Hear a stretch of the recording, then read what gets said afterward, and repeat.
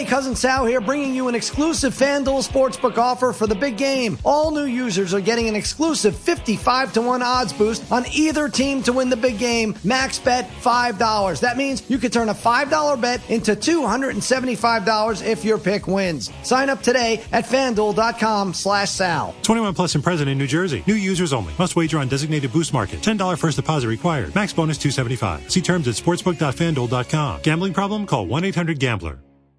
Hey, Cousin Sal here, bringing you an exclusive FanDuel Sportsbook offer for the big game. All new users are getting an exclusive 55-1 odds boost on either team to win the big game. Max bet $5. That means you could turn a $5 bet into $275 if your pick wins. Sign up today at FanDuel.com/Sal. 21 plus and present in New Jersey. New users only. Must wager on designated boost market. $10 first deposit required. Max bonus $275. See terms at sportsbook.fanduel.com. Gambling problem? Call 1-800-GAMBLER. Thank you for visiting ChristopherMedia.net. Our business needs vans, lots of vans, and Europcar meets our day-to-day needs all across the country, providing our company with the ideal selection of small, medium or large vans and trucks, and even bespoke commercial vehicles delivered directly to our premises. From our 22 nationwide locations, Europcar supplies Irish businesses with an unrivaled range of vans, 4x4 pickups, 4-seater commercial SUVs and double cab tippers. With 9,000 vehicles in our fleet, there's no demand we can't fulfill. Europcar, moving your way. Sometimes you've just got to get some quality me time. Like right now, when you get away for a few hours to Kildare Village, because we've got hundreds of new arrivals, including new boutiques like Sandro and Maj. Escape to Kildare Village and get front row ready for a new season with a new look and a new smile on your face. A little me time goes a long way at Kildare Village, where there's something extraordinary every day. ChristopherMedia.net.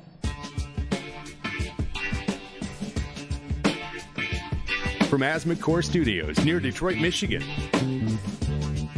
it's Unregimented. Gangsters, what's up, guys? And now, here are your hosts. Welcome to Unregimented, number 288. I'm Chris. I'm Aaron. I'm Rich. And it's official. Our president is officially racist, as deemed by the House. Yes. We wasted time and resources for a no shit moment, everybody. How's it make you feel?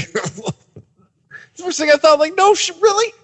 We had to officially deem this? Like, right. Go back where you came from? Like, it's just not pretty at face value. Genuinely pretty racist. Well, right. I mean, this is like the old man saying, like, literally saying, get off my lawn, while still denying that he's old. Because, you know, when I saw this, I wasn't shocked by it because I was like, well, okay, he's going there. But, yeah, you know, he's just saying more of what you assume he's thinking. Or whether he's thinking it or not, what he believes his supporters are thinking. And let's just get this out of the way now. That's the more important thing. But the shocking, well, the surprise was like, how's he going to dance around this? Is he actually going to own this? Or is he going to start tap dancing like crazy? No, you knew the answer to that before you finished that sentence. Before, when you were rhetorically asking yourself that, you knew it. Well, he leans into it, bitch. And here's why I did know the answer to it.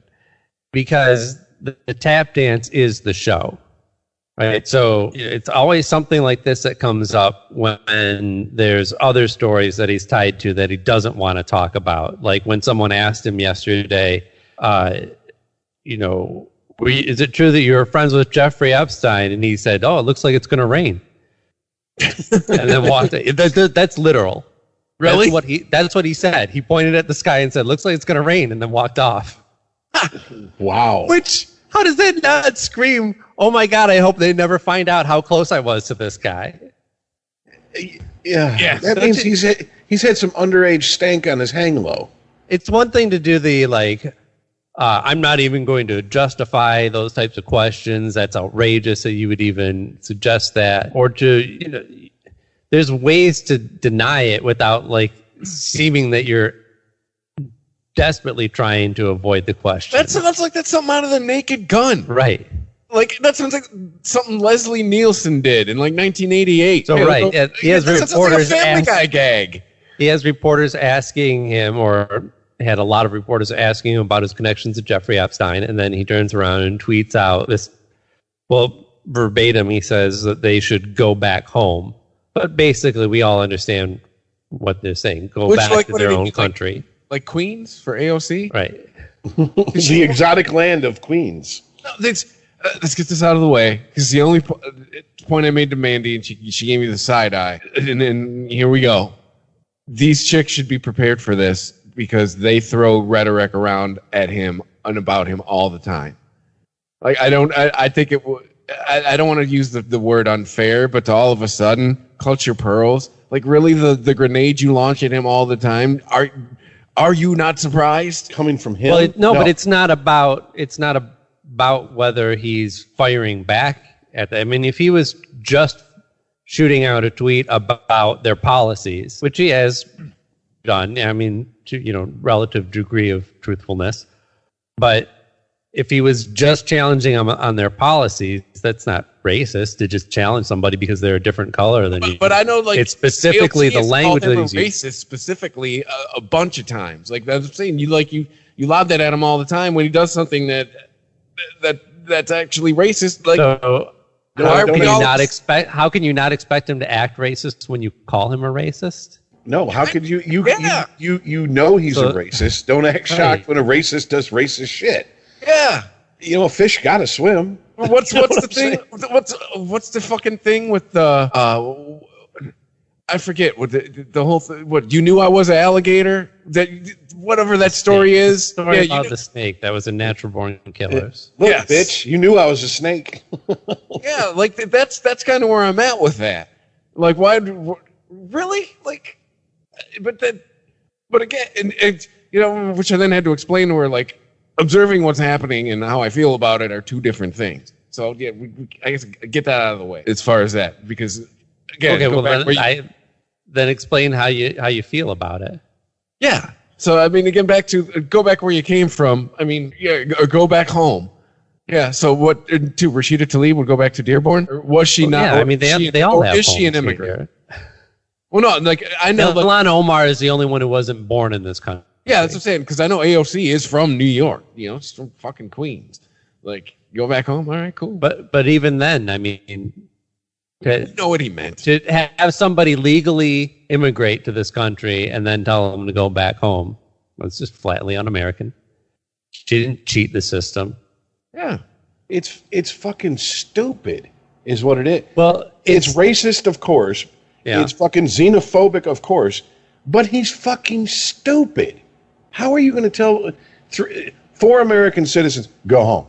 Now, if this was someone's, let's say, like a prime minister of some other country was criticizing him, and he said, hey, don't you got problems in your own country? Run your fucking country.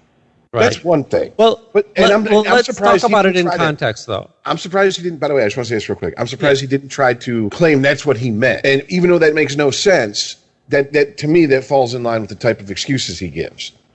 Right. Oh, no, you misunderstood what I was saying. I don't have the tweet in front of me, but I've read it enough times, and I understand the context around it. And what he's saying in the tweet is that these, the squad, as they are referred to.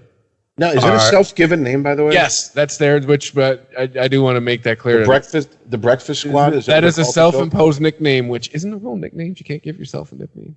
You can't give it. No, an individual can't give themselves their own nickname, but I think that a group of people can legitimately name their group.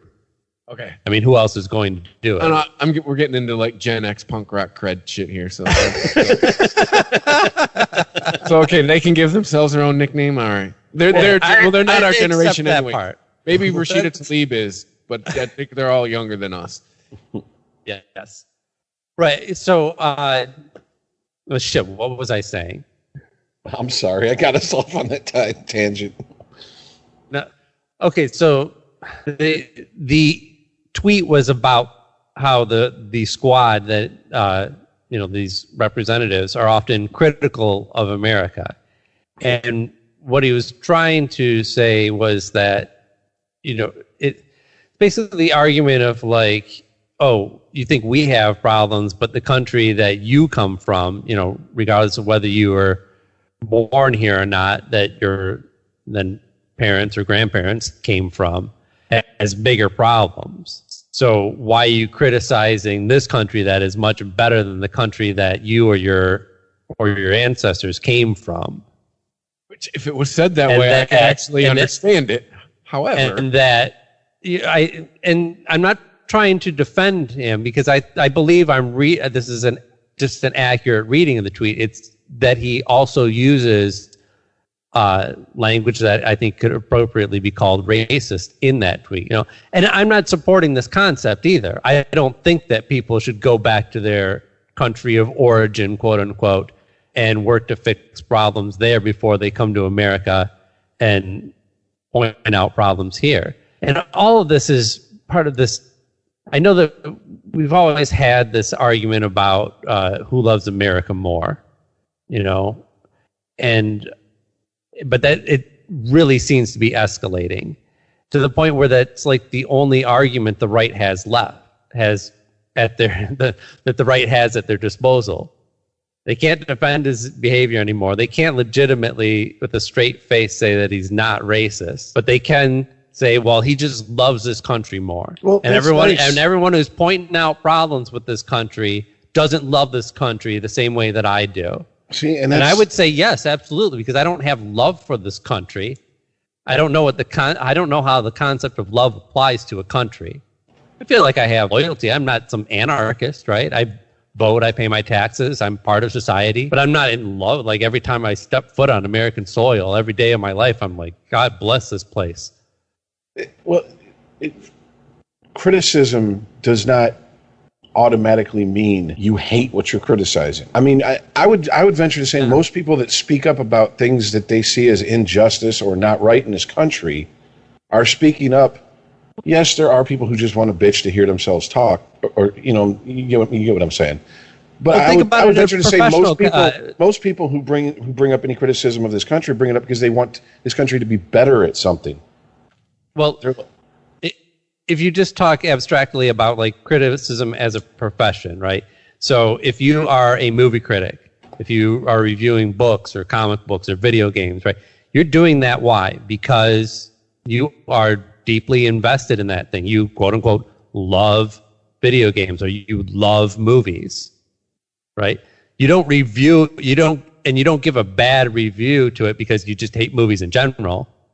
You give a bad review to something because you love movies and you're like, this could be better. I've seen better movies and this is not one of them. And in that same respect, you don't criticize your country because, I mean, look, I'm sure a lot of people just blindly lash out and are just, anything that you say that they're going to find some way that, it's the government's fault for their problems in life or what's going on in the world. But we're not talking about the extremes. If you just talk about your average American, it's you criticize because you know that this country has the potential to be better. And criticism when it comes to being a citizen, goes hand in hand with being part of that process. And being able to speak your mind without the government clamping down on you. Yeah. So disagreeing with how the government is one of the most American things you can do. And I think because there's a lot in there in that tweet actually that I have a problem with. And part of it is the racist language. But again, this is not anything surprising. I understood the president at this point to be an asshole. I've said it a million times, but if not racist, then racist adjacent. There's very little difference. Well, like, did Hitler believe that the Jews are evil? Who cares, right? Who really cares what Hitler believed at that point? Did he use language and means to rile up people to do something about it? That's the important thing. So it's the question really isn't about is Trump racist? It's is he pandering to racists? And he was pandering to racists with that language, but he was also saying some things that were deeply un-American. And I think he should be challenged more on that than on him saying something that everyone understands as racist, but is passive enough in its form that he can tap dance around it and say, "Oh, you're reading into it." One of the things that Trump supporters have been pounding a drum for, to try to change the subject about, whether his tweet was racist or not, is they say this like this somehow gives him a blanket of protection from any criticism about that tweet. They go, well, look what this man gave up as a private citizen to serve his country. Oh, God. Okay, but hold on. All right, if you want to take that route, look what these 4 women have given up to serve their country. Why don't you respect them for doing that? Right. Okay. He gave up a sweet bartending gig. She did the Friday shift. Yeah, but okay, look, man, look. I goof on that chick as much as anybody. Well, not as much as anybody, but I mean, she leaves become some a public punching bag. She leaves herself open for some comic fodder quite often. But it does not negate the fact that she put herself in a position because she felt compelled to try to do something. Yeah. She put herself in a position to where she is going to be a punching bag, and she's taking the blows and still moving forward. She's not. And any one of the so-called squad, I mean, if they were smart and capable enough to win that office, they could have really done anything, right? These people could have been lawyers, doctors, scientists, whatever the fuck they want. Right? It's not like it's easy to obtain that position, and it's not like it's as high paying as other positions. Well, so see, this is one of those things I do still look at it. I mean, as much as politicians are, gaming the system to line their own pockets, I'm sure of. In general, I don't believe that that's your average representative, and I do believe that those people are making a sacrifice because it takes a lot of intelligence and capability and just downright time and energy and money to win and as a representative anywhere. And if you didn't give a shit about politics or didn't want to make a difference or represent your people, you could apply that into your own business, going to school for whatever profession. Just, I don't doubt that any representative could get just about any job they wanted to if they just applied themselves, right? Wherever you stand on AOC. Nobody lazy falls into a representative position. You don't accidentally get elected. Wherever you stand on AOC, she's the type of person we all talk about that we admire, the person who did something. Yes. Somebody who saw something and went, fuck this, I'm doing something about it. Right. And I don't always agree with her, but I always respect the fact that she has a clear direction. She has a vision. And because even though, who said it? Was it Ted Cruz or somebody who said she was a bartender 18 months ago? At least I wasn't a bartender 18 months. Somebody said something shitty about her like that. But yeah, that's actually, if you think about it, that's kind of. How many people bartend while going to law school? She was 18 months ago. She was a bartender. Now she's a fucking congressperson. By the way, let's good for her. Here. She's going to draw $174K a year for the rest of her life, whether or not she gets reelected in 2020 or not. She's in the 6-digit club till she dies. So good for her. Wait a minute. Representatives get salary for life? Yeah. You got to do something about that. These fucking leeches. Yeah, we got to run. We got to get in politics, guys. I'm telling you, it's the best grift out there. I mean, yeah. I knew it was like a decent paycheck, but not as much as you could get, just making movies or something. House of Representatives. But over the course of a lifetime? Yeah, you get that salary till you die. It's $174K a year. Here's how we're going to do this. The Senate and the president's $500,000 a year, and you get that till you die. All right, I just became anarchist. Here's what we're going to do. Aaron's the prettiest out of us, so he's going to be the person who actually runs. Chris, we'll be his writers. You're going to handle the finances, and me and my squad, we're going to be the muscle that gets shit done Hillary style behind the scenes. Boom. Aaron, you'll be president in 6 years. Who's going to run Pizzagate? Well, say I still do that on the side. I put someone else to run Christopher Media. And that becomes the deep state. It becomes our own propaganda net, our own propaganda machine. We'll turn it over to Mike White because his podcast gets the most listens anyway. There you go. Him and Todd. Oh Jesus. How much time has to pass before we get a Pizzagate restaurant, though? I mean, I can tell you how to buy one. I want to open a pizza place and call it Pizzagate. And we get a spot where we're making a lot of money. You and know, then have no basement, style. but I'll just have them install a door with a padlock on it. Ooh, get Wile E. Coyote to paint one on the back wall. Right. Get a bunch of people from the Chan site showing up with AKs strapped to their back trying to open it. Like, why won't this door open?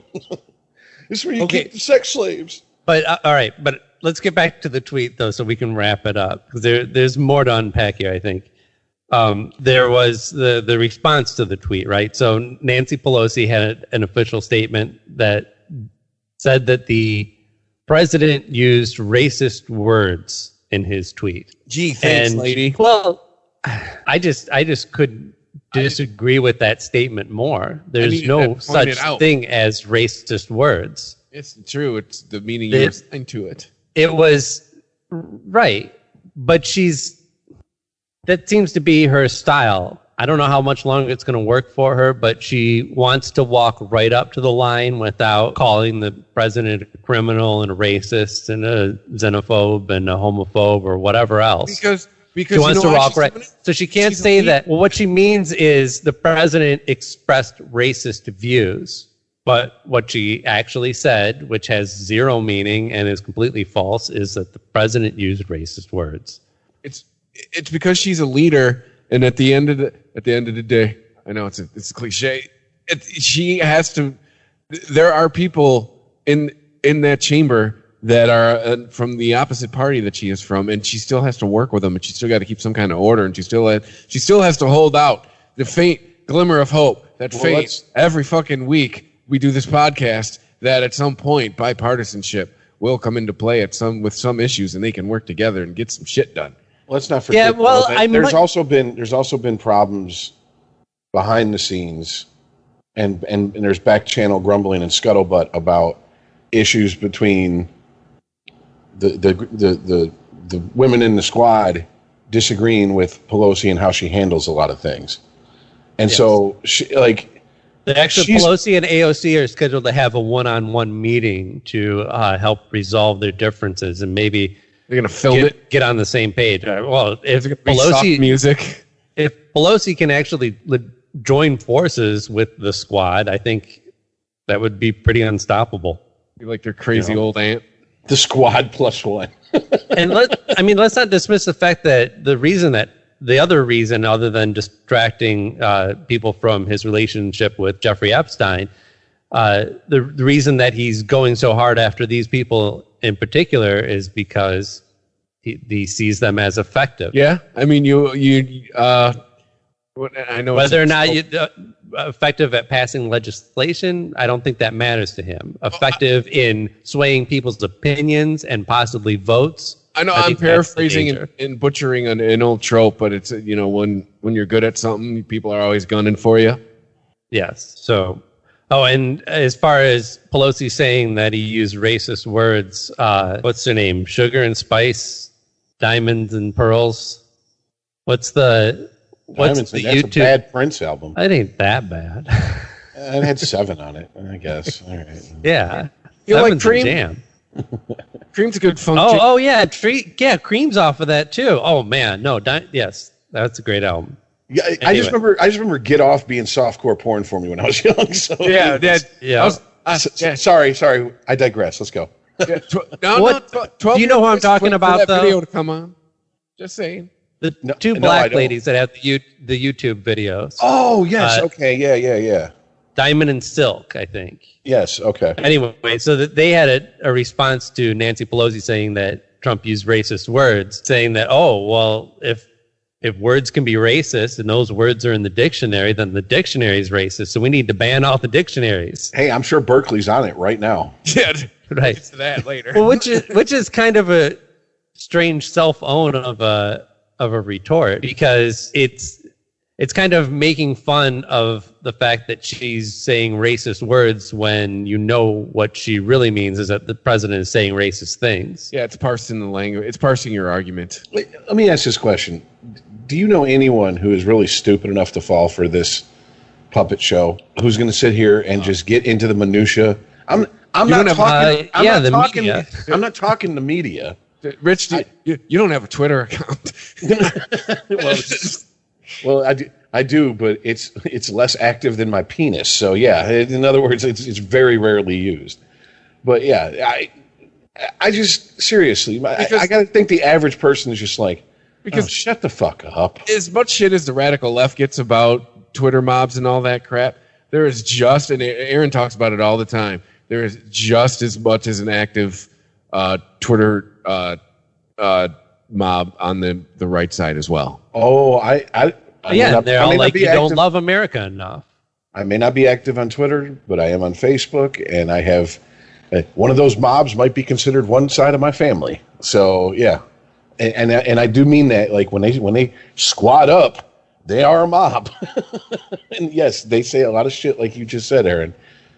You don't love America? That's your problem? All that shit. What's that? You don't love America? You get out. Get out. And that's the mentality that the person that has that mentality is exactly who Trump was talking to. Yes. Well, and also Meghan McCain wishes that Trump would stop talking about Ilhan Omar in such racist ways, because apparently it removes her agency to legitimately criticize Ilhan Omar without being racist. So she's basically mad that she can't criticize Ilhan Omar without being lumped in with a bunch of racists. Okay, I was going to say she was having a thought that's going to get her kicked off a Republican island, but then you brought it back around. Like, oh, never mind.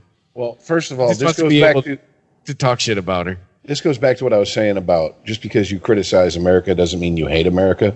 Just because you criticize someone's views and policies that happens to be of a different ethnicity doesn't mean you hate that ethnicity. All right? Period. Also, there's a fallacy in her thinking, though, because why would you say it if you're worried about what you're going to say because people that have like this concrete mindset about the subject are going to think a certain way no matter what you say, then why are you even speaking? And yeah, right? People who are going to make that illogical leap and just go, oh, she's criticizing Omar, so she's a racist, like Trump is, and like a lot of people on the right are. Well, you think that person has a closed mind, right? They weren't receiving your signal anyway. And I'll even bring it down to a baser level. If the voice in your head goes, hey, this might be racist, don't say it's going to be racist. Like, what did Bill Burr say? If you have to look around before you say it. Yeah, Megan, if that voice in your head's going, well, but she's not saying things like racist. But she's not saying things like Trump is saying, like she should go back home. So she's not being overt about it. She's just criticizing Ilhan Omar's policies and her viewpoint on Israel. That's her major beef. I don't know who made her. She doesn't want to get put in the basket of deplorables? Yeah. Well, isn't it? Look, you can disagree with someone. I mean, just from your core, you just have a fundamental disagreement with them. As long as you're not trying to take that person's rights away, harm that person, or silence that person's right to talk, knock yourself out, all right? Just because I disagree with something doesn't mean I think that because I disagree with you, Aaron, on a subject that your rights should be taken away from you about that subject. And I think people are confusing the two, because you have a lot of people. And I would put, I'm getting to the point I'm going to put Trump in this category that if he disagrees with you, he feels you should have no right to speak on what he disagrees with you about. And that is to use one of the buzzwords of the last couple of years. That is problematic. That is where the problem starts. Disagreeing with somebody on their policy and saying, look, I just don't agree with that. I don't agree with her, how she views and talks about our relationship with Israel. That's perfectly fine. That's a valid criticism. That's not, in fact, it's not even what Trump does. Trump is, and a lot of politicians these days attack the person, not the person's viewpoint. And that right there, to me, is you've automatically lost the argument. You can't address what the person said, so you go for the personal attack.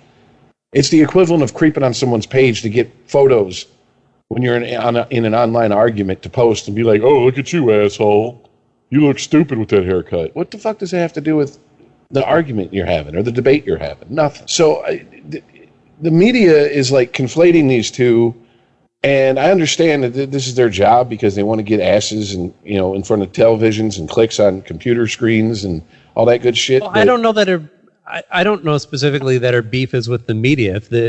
If that's why she's not speaking up. I mean, I think if she's afraid, my beef is with the media. If she's afraid to speak up with valid criticisms of her policies or her viewpoints, because we all know that the media does. Look, just stop with the people are, all right. The media doesn't have a slant to it. Of course it does. Most media is liberal. Let's be honest here. I found her actual quote, so I'll read that to you for context. It starts, "Can I say something?" No, it doesn't. Yeah. we all know it did. It starts, can I just say something? Everyone at this table, and I think people that watch this show or have ever seen the dumpster fire of my interview with Seth Meyers know that I have been one of Ilhan Omar's most vocal critics regarding Israel, regarding some of her comments that I and others interpreted as anti-Semitic. But the problem right now is you're taking away my agency to criticize her policy. You're making this about race, xenophobia, racism. I think anytime that you're hitting in a territory where you're telling any American citizen of a different color than you to send them back, I too didn't think this is something I would see in my country, especially going into 2020. Well, I'm not shocked bad for talking shit about her because I kind of agree with most of that statement. No, I agree with her statement, but except for this, I'm not shocked that I see it in this country. I am shocked that we have a president who feels comfortable enough to be this open and say that shit. I didn't think I would see that ever until Trump was elected. I agree with most of doing that. This out in the open now? It's just this one sentence that is the problem, where she says, but the problem right now is you're taking away my agency to criticize her policy. No, he's not. I mean, she's not certainly being censured in any way, or censored, I should say, or taken off the air, or I don't even know if people are really even boycotting her or anything like that. I mean, I just assume at this day and age, everyone's being boycotted for some reason somewhere. If somebody's boycotting me right now, and I have no idea. We don't even know. There's a Christopher Media boycott going on somewhere. Right? So for shit we said on this show. I don't know. Like, cry me a whipper. A whipper. Wait, are you Justin Timberlake with a speech impediment? Well, I mean, that's the Puffy remix.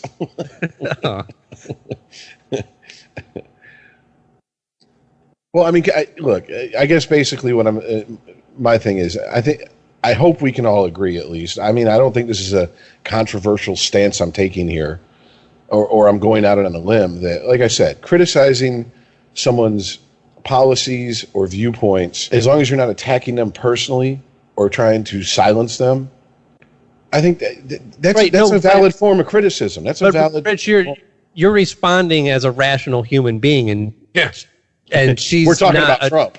She's not addressing. No, I think this is my problem with it.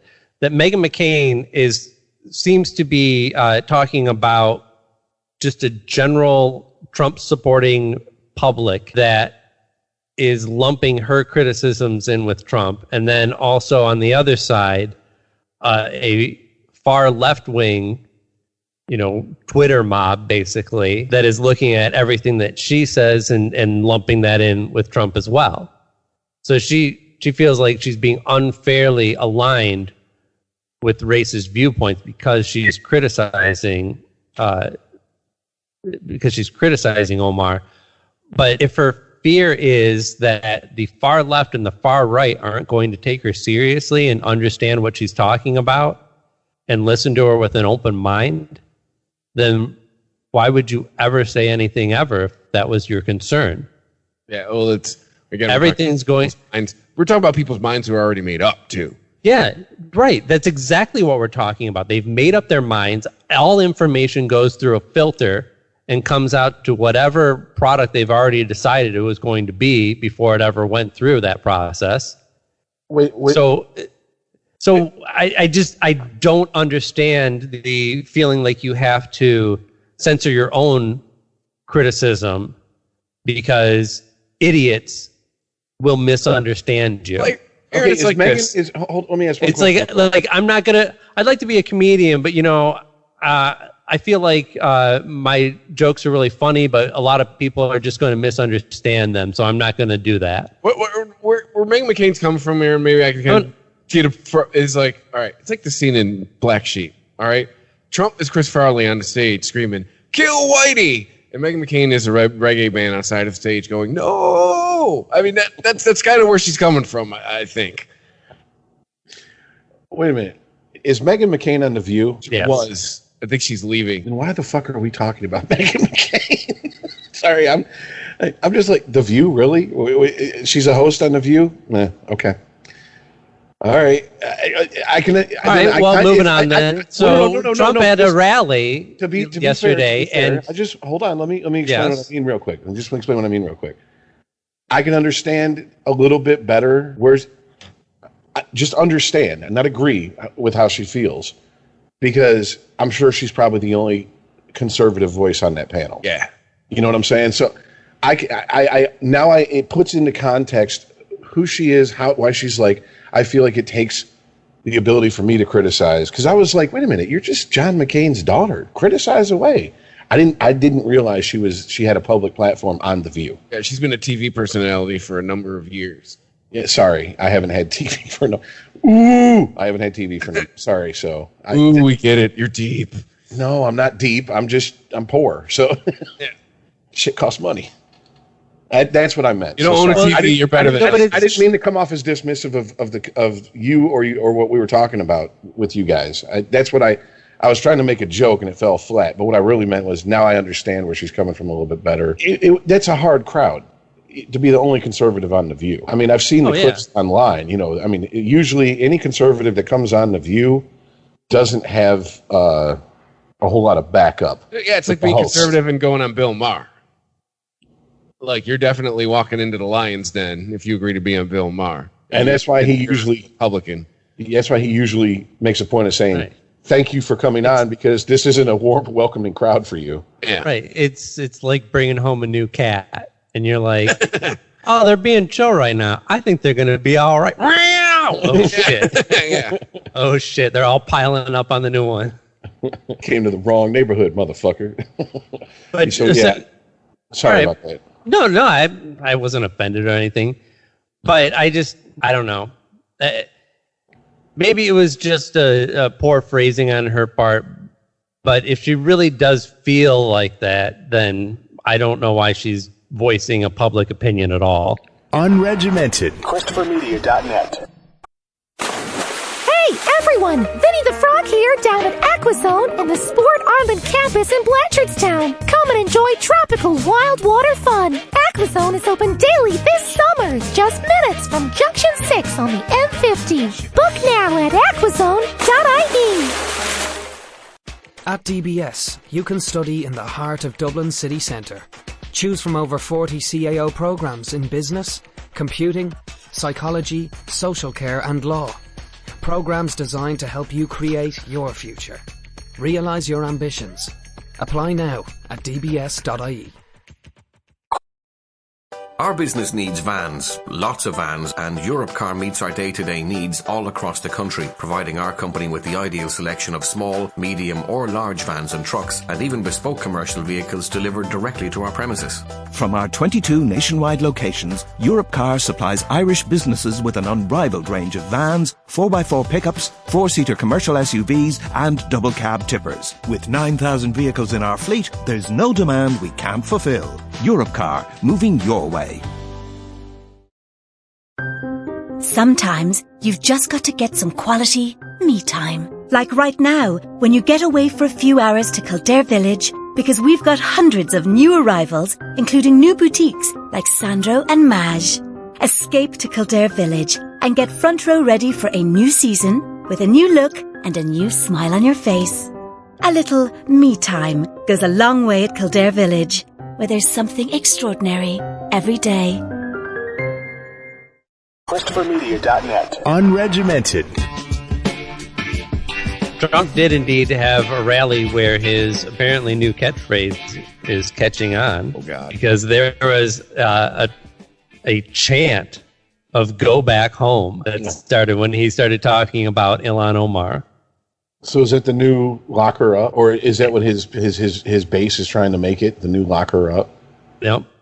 Well, I mean, he finally has a new hit. He's charting again. Yeah, but that's what I'm saying. I'll give him credit for at least letting go of the old hits, save it for the encore. But see, yeah, it's like Oasis's second album. We should have some kind of counter because we're about to use it again, second time in the show. That is problematic to me. All right, all this stuff, all these Hitler comparisons, all that other stuff. You know, I've talked about. Oh, everyone's like the sky is falling the last couple years, but getting a chant like that to me, now I got an eyebrow cocked up, like going, all right. Well.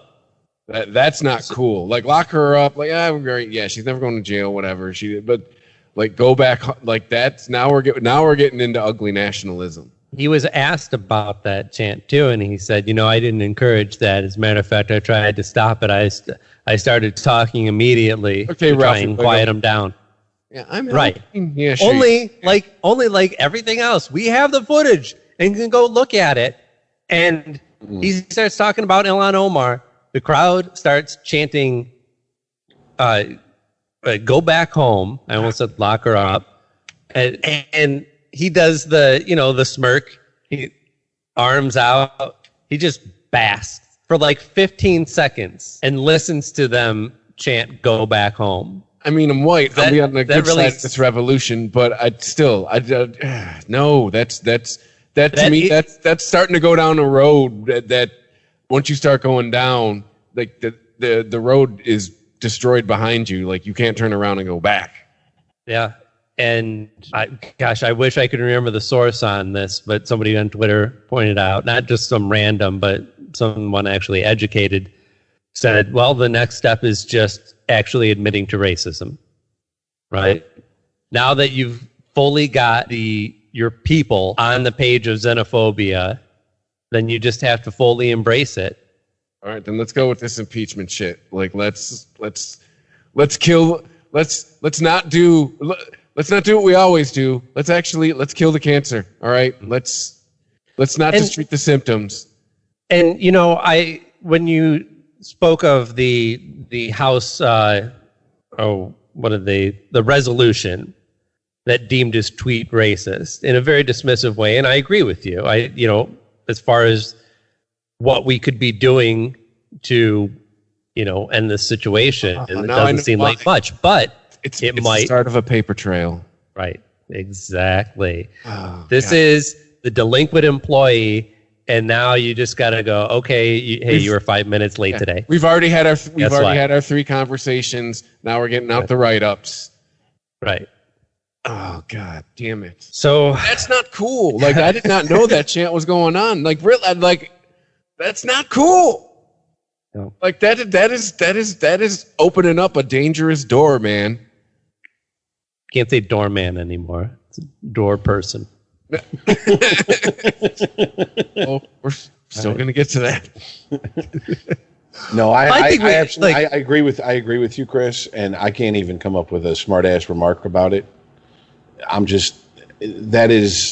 That's disturbing on a lot of levels. Yeah, like that right. Just kind of. No, it does feel like. Can you imagine being in Germany in 1938 or something, and you're just like, wait, did he just really say that? Yeah. Did he really talk about the Jews like they're scum? Oh my God, this is happening. And here, mein Gott. Okay, that's what I would say. Scheiße. That's all I know. Thank you. I would, yeah. Mein Gott, Scheiße, and yeah. And I only know Mein Gott from Nightcrawler. I was about to say, yeah, Nightcrawler, yeah, from X-Men. Hey, we can play "Rock Me Amadeus" by Falco, and there we go. There's all the German we know. But no, it is very disturbing, and what's scary is that how do you impress upon people how disturbing that is? Because so many people will just go, oh, whatever, and other film from Germany in 1940. See, now this is no, I don't know, Rich. I mean, this is one of those things where Trump isn't converting people. He's just making the fact that they are willing to come. He's making things that they think and have been properly shamed to keep to themselves. What's the buzzword? He's normalizing it. He's absolutely normalizing it and making it okay to shout this at a rally. Like, I just want to, how do you show them, like, you know what these people were shouting? Go back home. Yeah, it's in German, you understand it, but essentially it's how it started. I mean, I'm a pretty big believer in sunlight is the best disinfectant, but there's a difference between putting someone on, like when Geraldo Rivera had the KKK and the Aryan Brotherhood on and basically ripped them apart on stage, versus this is a bunch of people getting together using groupthink to reinforce this thought. And you know that as much blowback as there should be towards this, they're going to push back twice as hard. Oh, you're triggered, libs? Good. We're going to trigger you some more. This is going to be the new rally cry at every fucking gathering. Well, I hope it is. And I mean that honestly. No, I know what you mean by saying you hope it is. Yeah.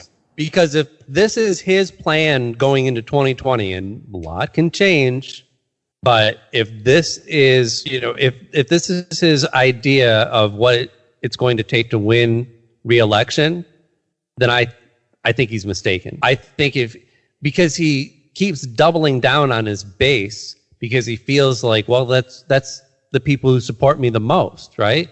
But his base didn't get Trump elected the first time by themselves. It was broader appeal to a lot of people going, why the fuck not? Fuck the system. And I've seen that guy on TV. That's who collectively voted for Trump.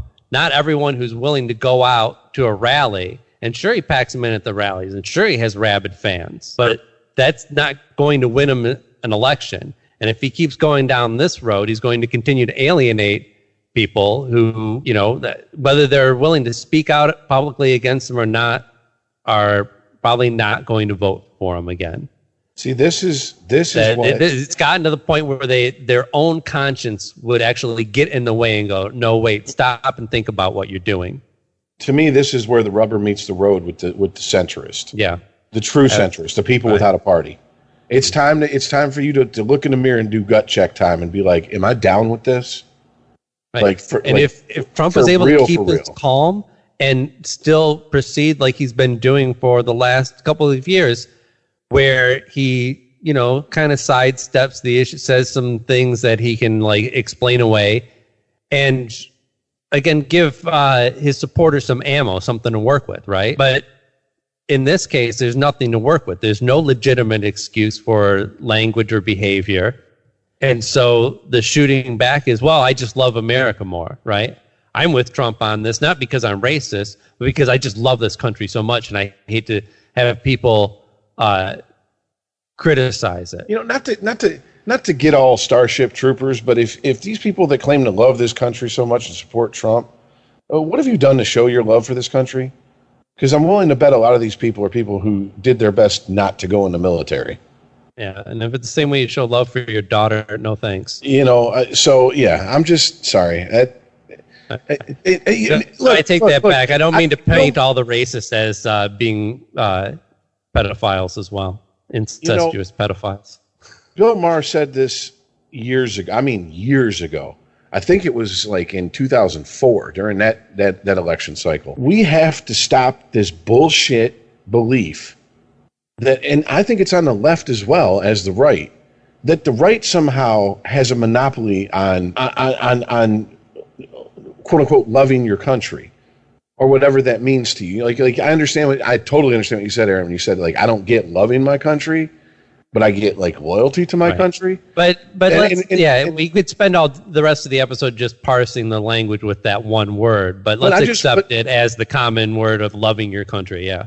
Yeah, and it pisses me off because I know plenty of people who were in the military who leaned pretty hard to the left, who were afraid to speak up because of the fact that the stereotype is if you join the military, you gotta want to go kill brown people, and you hate everybody who's not American, et cetera, et cetera, et cetera. And I'm like, how is anything ever going to change if you don't speak up? And there's a book by a Marine Corps. He's a retired captain, but he was asked because he was openly liberal in the Marine Corps, and he was a recon Marine, and they said, "Don't you find that at odds with each other?" And he said, "I think we need more liberal people to join the military." He goes, "Just because I'm liberal doesn't mean I want to lay down and let people come in and fuck us over from other, as far as defending our country. But I want to defend my country. I don't want to be an invasion force." Well, also, being in the military is like one of the strongest bonds you can have. I think love might be an actual appropriate term to use in the people that are there literally on the front lines with you. You have to have this ultimate trust, right?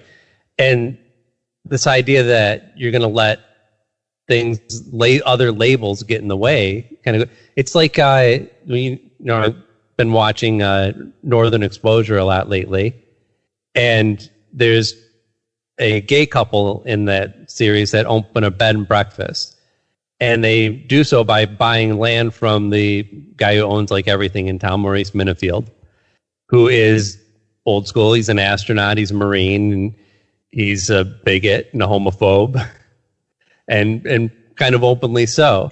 But the relationship that he has with these two men who were, one of them was a Marine, the other was in the Air Force.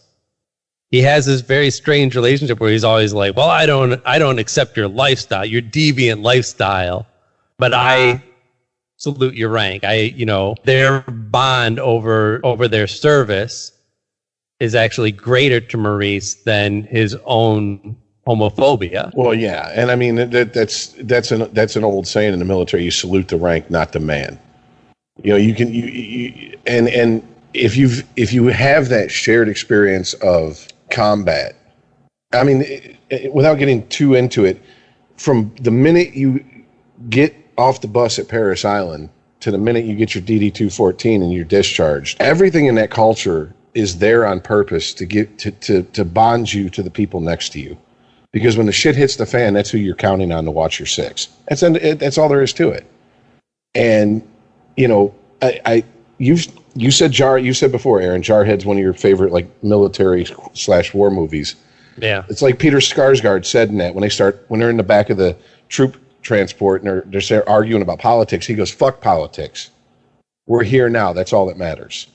Yep. Keep your mind on what we got to do." That's exactly the type of mindset you want with that group, because you could rip each other apart arguing politics. You ain't got time for that when the shit hits the fan. Mm-hmm. So but it's interesting the way that we handle military in this country, right? Because these are people who, well, you could say that they prove their love for their country in the best way that one can, right? Willing to fight and possibly die for the country. That's ultimate love, right? That's the romantic love that we all want to obtain, that we see in movies.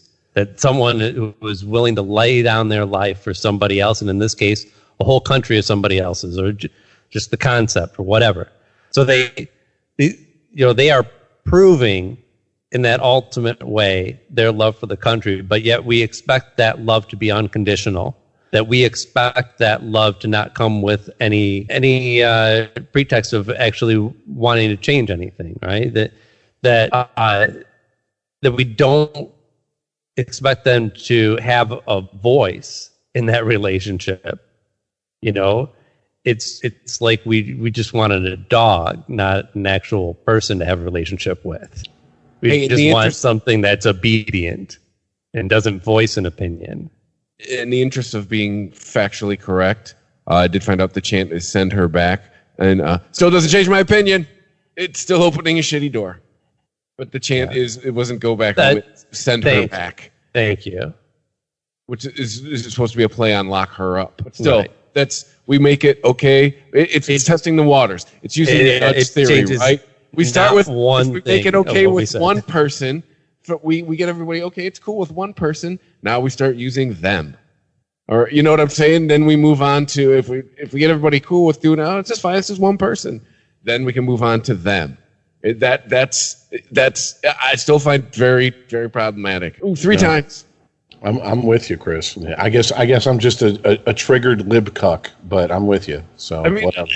And if you're a regular listener to the show, Dawn, I am definitely not the most liberal person on the show. And hearing that, like you said, I got an eyebrow up like The Rock when I heard that. Like, what are they chanting? Yeah, I smell what they're cooking, and it smells like shit. That is not fucking cool. Like. Yeah. Right. So, you're not usually the first one in the bunker, but you did start shopping for bulk beans on Amazon. Yeah, I'm seeing what flavors MREs come in. I'm going to start eating these things. Goddamn motherfucking chipped beef. Yeah. Again. Oh, shit. Yeah. Unregimented. ChristopherMedia.net. Hey, everyone! Vinny the Frog here down at Aquazone in the Sport Ireland campus in Blanchardstown. Come and enjoy tropical wild water fun. Aquazone is open daily this summer, just minutes from Junction 6 on the M50. Book now at aquazone.ie. Bosch Home Appliances offer the easy way to perfect results. Our Bosch Autopilot ovens with preset recipes make family favourites a perfect success every time. Upgrade to PyroClean for the ultimate convenience. Or the Bosch IDOS self-dosing washing machines. Save up to 38% on detergent with one fill for 20 washes. With Which award-winning products and reliable local service teams, it's no surprise Bosch is Europe's #1 major appliance brand. Check out the full Bosch range in-store or at euronics.ie. Our business needs vans, lots of vans, and Europcar meets our day-to-day needs all across the country, providing our company with the ideal selection of small, medium or large vans and trucks, and even bespoke commercial vehicles delivered directly to our premises. From our 22 nationwide locations, Europcar supplies Irish businesses with an unrivaled range of vans, 4x4 pickups, 4-seater commercial SUVs and double cab tippers. With 9,000 vehicles in our fleet, there's no demand we can't fulfill. Europcar, moving your way. Sometimes you've just got to get some quality me time. Like right now, when you get away for a few hours to Kildare Village, because we've got hundreds of new arrivals, including new boutiques like Sandro and Maj. Escape to Kildare Village and get front row ready for a new season with a new look and a new smile on your face. A little me time goes a long way at Kildare Village, where there's something extraordinary every day. ChristopherMedia.net. Unregimented. All right. Well, do you want to get to the Berkeley stuff? Oh man. Here goes the next hour. Now, here comes conservative Chris. Come back into the party, Chris. I hear you knocking. No, this is insane. This is the ramblings of insane people.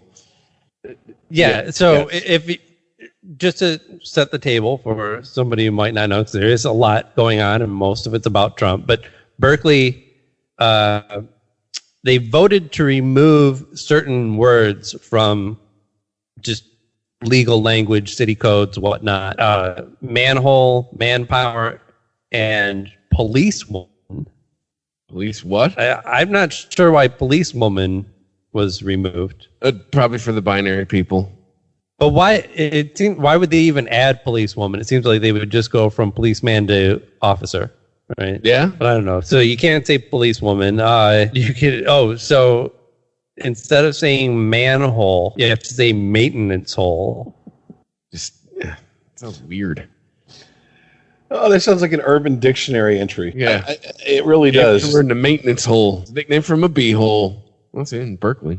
The Bay Area. I'm sure there's a lot of maintenance holes in the Castro district. Yeah. Berkeley City Council member Rigel Robinson says there's power in language. This is a small move, but it matters. Mm. Yeah, but does it? Smelling your farts up in the Bay Area. Isn't this the Berkeley considered the home of the free speech movement in the 60s? Yeah. I think in a lot of ways it's been synonymous with freedom of expression. It's that boomerang coming around. They sound a lot like Christian conservatives saying what we can and can't say back in the 80s. But, that was before they remembered, so it doesn't matter. Of course. I'm being so simple-minded. This is why policewoman was a problem. Having a male-centric municipal code is inaccurate and not reflective of our reality. This is Robinson again. Women and non-binary individuals are just as entitled to accurate representation. Well, there's only 2 genders biologically, so what factually is wrong with gendering somebody? Non-binary doesn't change your gender. You just feel as if you are not one gender. Feeling and biological facts are 2 different things. But sex and gender are 2 different things as well. There sex are is how you scientifically feel. only Gender is 2 what you sexes. There is no scientific definition of gender. It's so I have it. Okay, according to my wife, Rich, it's backwards. Yes, sex is your parts. That's how it's explained to me. Sex is your parts. Gender is how you feel. It's your identity. Okay, well, my bad. I had it backwards, but I stand by my statement. What do you? So you want us to address you as how you feel? Okay, all right. I can't wait till this generation is our age, and the generation behind Gen Z walks in and starts telling them shit they know to be bullshit, but they have to shut up and take it. Because if not, there's some sort of ist. I just can't. I won't be around to see it, but I just someone get a Ouija board and tell me how they react, because I can't wait for that. Because this is just nonsense. This is policing language. This is telling people not just what to say, but what you can think. This is an attempt to change how people think. This is trying to control your personal thoughts. Don't think of that as a manhole cover. That's a maintenance cover. You might be going a little too far. I mean, this is changing the language in the municipal code, right? It's not saying that you can't say these things. It's not putting fines or punishments on saying these things out loud in Berkeley. It's not directly controlling people's speech at all. Well, we don't punish and fine people for it. We just shame them and cancel them for it now. We basically drag them into the center of the court of public opinion and, make them do the walk of shame. We flog them in the public square, which is now Twitter. Yeah, essentially. I mean, I absolutely agree with that. The day that laws start being made is the day that I'm like, all right, it's time somebody pick up a gun. This shit's got to end. And a copy of 1984 for some context. Oh, you can add Huxley in there with Brave New World. You can add a whole list of dystopian futures. But I mean, ultimately, here's the thing: as irritating as it is, once the irritation subsides in me, I'm like, who the fuck is really going to take this that seriously? Yeah, I mean, nobody, right? Nobody rational. Nobody who has an actual, life to live, has actual problems. I mean, we were talking about this earlier this week. These are people who their life is so devoid of the struggle that we've went through for hundreds of thousands of years as a species that they invent problems to have. We invent ways to come up with things. Oh, well, this harms me. I mean, because 100 years ago, the flu could kill you. 200-300 years ago, lived to the ripe old age of 35, and you were considered lucky. All right, that's harm. That's real shit that people had to worry about. Worrying about microaggressions, someone accidentally saying something that you don't agree with, and all of a sudden that just makes you to where you can't function as a human being. I'm sorry, that's soft. Get the fuck over yourself. You have to grow thicker skin. How would you function in a society where you have to worry about getting eaten by a bear? And if you and by the way, if you think that depends on how the bear addresses me. If he misgenders me, then we're being this bear, gonna have a serious sit down. We're gonna have to have an encounter. Mr. Bear, what you said gave me a cold prickly. I want to get a warm fuzzy from you. So now, see, for the document we're gonna get to later, you could not call him Mr. Bear, just Bear. Bear. You could also not say misgender. Yeah, that's man. But boy, we have a list. After we're done with Berkeley. But yeah, ultimately it's just well, now let's just get to the list because that's really what we're talking about here. Let's not the problem isn't that Berkeley is changing the language in its municipal code. Right. If that was just happening in a vacuum, we would never even hear about it probably. But it's it's not happening in a vacuum. It's happening as a following direct result trend. of a lot of what you're specifically addressing, which is policing language and thought. This story isn't doing that, but we were talking before the show, Chris, you had a list from what university was it of acceptable, not acceptable terms to use? The Inclusive Language Guide, a living document, updates made frequently. What this document is, this is a living resource compiled by the Inclusive Communications Task Force at Colorado State University. This document is intended to serve as a best practices guide. It is provided and will be updated with the intention of sharing meaningful and useful language suggestions. It is worth noting that language is always evolving, so this document will be updated periodically. What this document is not. This is not official policy or required practice. This document is intended as a resource to help our campus community reflect our principles of community, particularly inclusion, respect, and social justice. Hold on, real quick, before you move on. Just like when we talked about that festival last week, it's a suggested donation. It's not required. It's a suggested donation. So I'm sorry, go ahead. The language in the guide may not apply to every individual, and it's critical to take the personal preference into account. This guide is not about political correctness or policing grammar. It kind of is. But rather helping communicators practice inclusive language and helping everyone on our campus feel welcomed, respected, and valued. They start with a few best practices. Use people-first language, i.e. person with a disability versus disabled, or person of color versus colored, unless the person indicates another preference. Never assume a person's gender identity based on their name or their appearance. If you don't know, use gender-inclusive pronouns or ask for their pronouns. And the third best practice, use gender-inclusive language when speaking in generalities or about groups of people that you do not know the individual pronouns of, i.e. everyone versus ladies and gentlemen, and they, them, theirs versus he, him, his, and she, her, hers. All right. Also, but I think that dude and guy classify as gender neutral by this point. Guy, dude, bro? No, bro. I don't know. Guys. I've seen reality shows where the chicks are calling each other bro, because my wife watches. She loves trashy TV. So yeah, maybe bro is gender neutral. I gotta, Aaron. This was about 5 years ago. I was at work. Two ladies walked in. I said, "How you doing today? What can we get for you guys?" And they were like, "Do we look like men to you?" Yes, and I was, okay, Meghan McCain. So some crazy people. No, real guys. No, like I sat there like, do I give a smart ass response because am I being fucked with?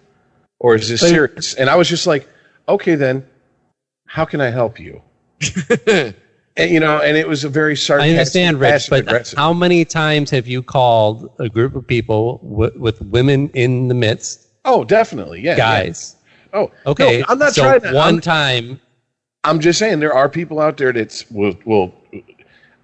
I really hope, to be honest with you, they were. This is my beef with Meghan McCain. You can't have serious conversations with trying to include the viewpoints of idiots. Yeah. Fair enough. My bad. Well versed, sir. All right. You have put me in my place, fellow citizen, non-gender neutral person. Mellow greetings. All right. So this chart has 3 columns. The word or phrase to avoid, the word or phrase meaning or reason phrase should be avoided, and suggestion for replacement. Okay, well, there's a lot of terms on here. Yeah. So let's instead of just running through a list of words, let's kind of cherry pick because I want to break down some of the reasons why. All right, we'll start with the one we were. For example, cakewalk. Can we get a reason why on that? Because I remember that one coming up. Cakewalk and takes the cake. Can't say either of those. Oh, what a surprise! Okay, it's but racist. Really? What makes it racist? The first word. Slaves would covertly mock white slave owners through exaggerated dance to mimic white aristocrats. Perhaps unaware of the subversive origin of the dancing, slave owners began holding balls. I guess I mean dances, not testicles. Yes. For entertainment. Where slaves would perform these dances to win a cake.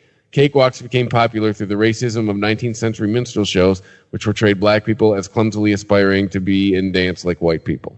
Okay. I actually had no idea that was the origin. The only time I've ever seen a literal cakewalk has been at church functions, and it involves old white ladies. and it's there's actual cake. Yeah, there's a cake to be won at the end, and it's literally a game of what is that game where musical chairs? They take a chair away, and the last person to sit down has won. Yeah, you win the cake. Chair.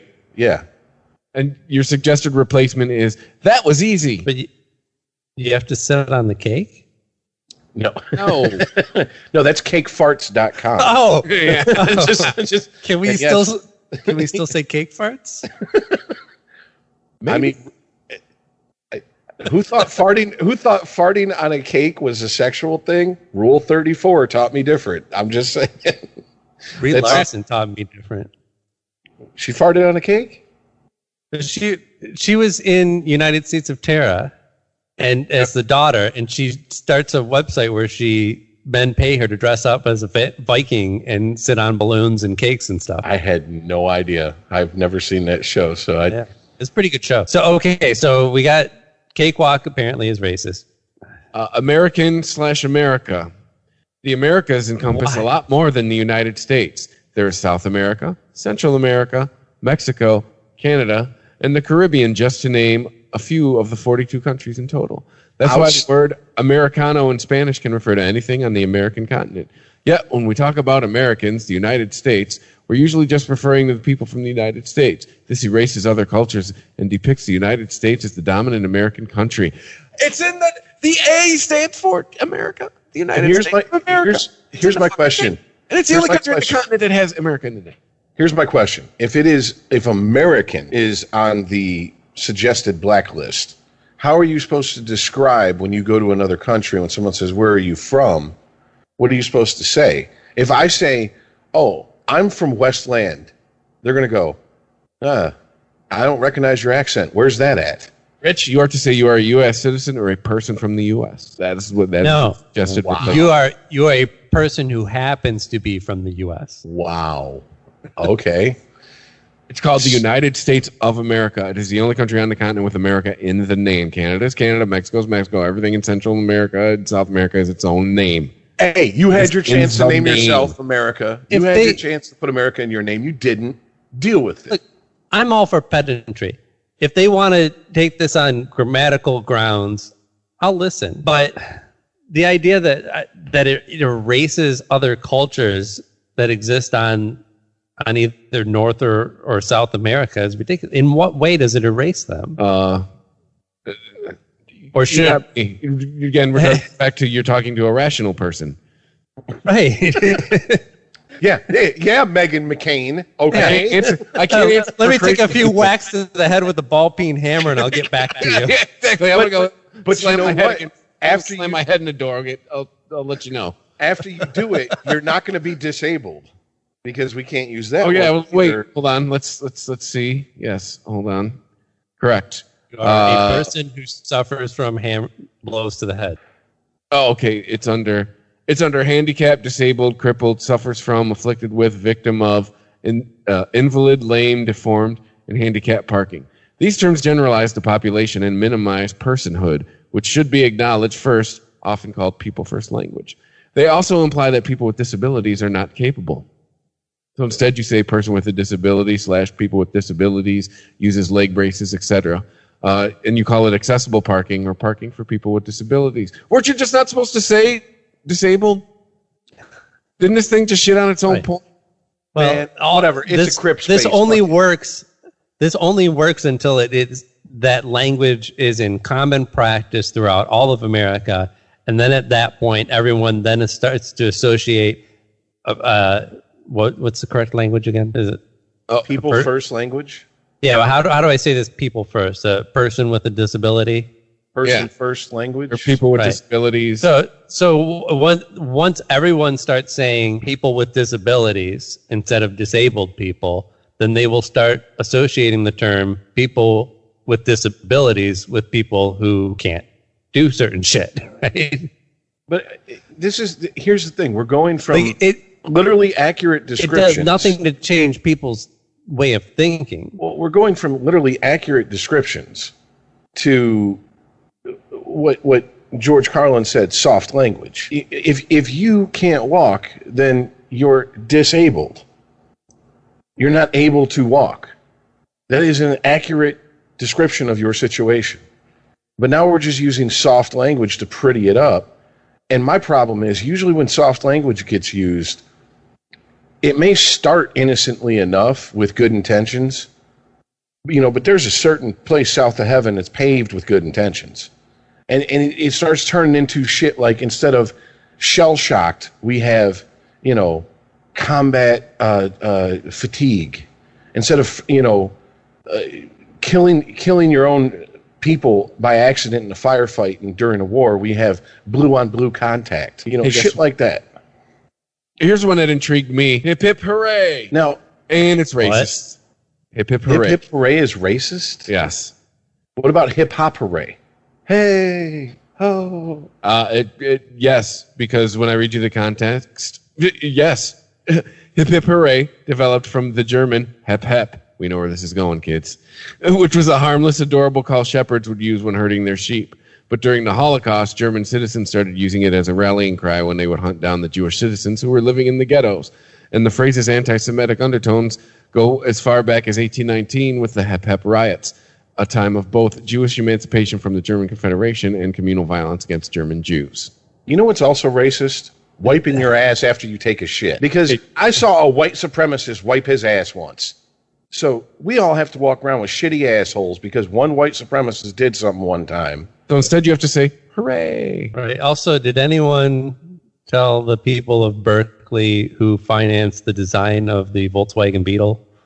Volkswagen for the people. Yeah. Hey, guess what? We got some news for you, hippies. You're not going to like it. Yeah. Hey, by the way, again, this document is shitting on itself because it used the phrase ghetto, and you can't use ghetto or barrio. By the way, there is a reason my grandfather referred to Volkswagens as, I'm not driving that Nazi sled. Just ghetto. so. No, go ahead. No. Oh, no ghetto? Yeah. Ghetto and barrio have a long history, but eventually became to indicate any socially segregated non-white urban neighborhood. Instead, you are to use the official name of the neighborhood you're referring to.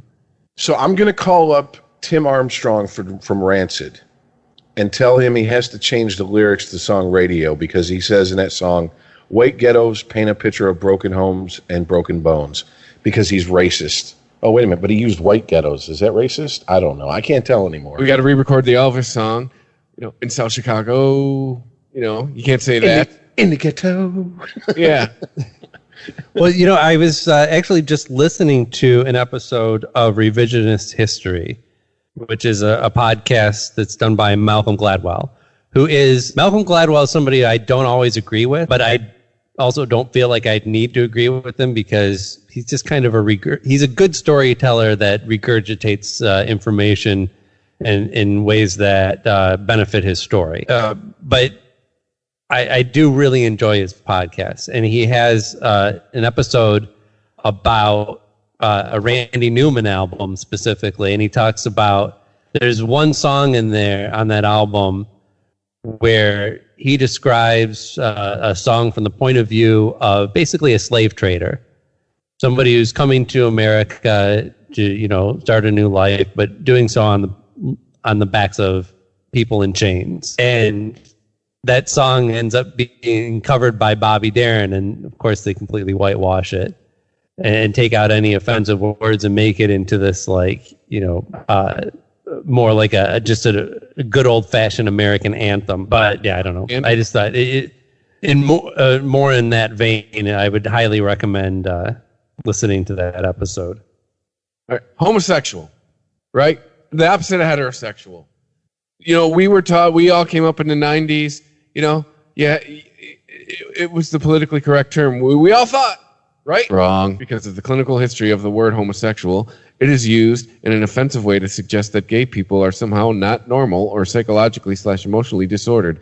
Notions discredited by the American Psychological Association. And here's how it does nothing to change the way a person thinks, right? Because if everyone only used the word, well, let's just take homosexual, for example, right? Because that used to be a neutral term, right? Yes. If you were talking to somebody who was homophobic, they would not refer to them as homosexuals. Yes. They would, usually pick some slur. Bundle of sticks. But, even even at the time. So it's all about context and even inflection when using these words. If I say he's a homosexual, he's pretty neutral, right? If I say he's a homosexual, you get my meaning. Yeah. And if that's all I'm saying. It's like, you can't say homo. It's, homosexual is the proper term. And if a guy cuts me off in traffic and I'm like, fucking faggot, you get my meaning. Yeah, I'm into entomology, and I understand that words do have meaning and do help shape the way people think. Language and the way that people use it and the way we communicate helps the evolution of our the way that we think, the way that we process things. I believe that. But this trying to force change isn't going to work, right? These things only happen naturally. Language evolves. It doesn't change by decree. So making sure that everyone's using the same terms doesn't change anyone's actual opinion about it. It's only as a society starts to stop using a term because it, whether it's offensive or just not accurate anymore or just seems outdated, that the thinking and the language kind of change hand in hand. It's not a process where you can change the language and expect the thought process to change with it. But the two ways to start, it's a co-evolution. The two best ways that I can think of at the moment, at least, to start to jumpstart the evolution is to start teaching people or children in school the new definitions and the new terms to use, and for the media to start using it en masse. When you turn on the television and no one ever says policeman or policewoman, it's police officer, and then you have kids that have grown up never really hearing the term policeman, police officer, or when they use the term being corrected, and they're at that age where they're like, oh, okay, police officer. X amount of years down the road, the language will evolve, but there was a catalyst to get the language to evolve. So I mean, that's what I'm saying. No, I don't see that as a catalyst, though. I see that as a co-evolution. And in the same way, you can get grandpa to stop saying homosexual at the dinner table because he's upsetting the kids, but you're not going to get him to think differently of homosexuals. Yeah, but like we've said many times on this show, those people will die off. The generations coming up don't associate the term homosexual with a gay person. By the way, if you're not supposed to call them homosexual, what are you supposed to call them? Person who happens to be gay. Yeah. That's okay. So the Seinfeld thing. He just so happens to be gay. Gay, lesbian, bisexual, pansexual, queer. It is important to ask what a term a person prefers and not assign arbitrarily. Right. And again, homosexual used to be the neutral term and gay was the slur. All right.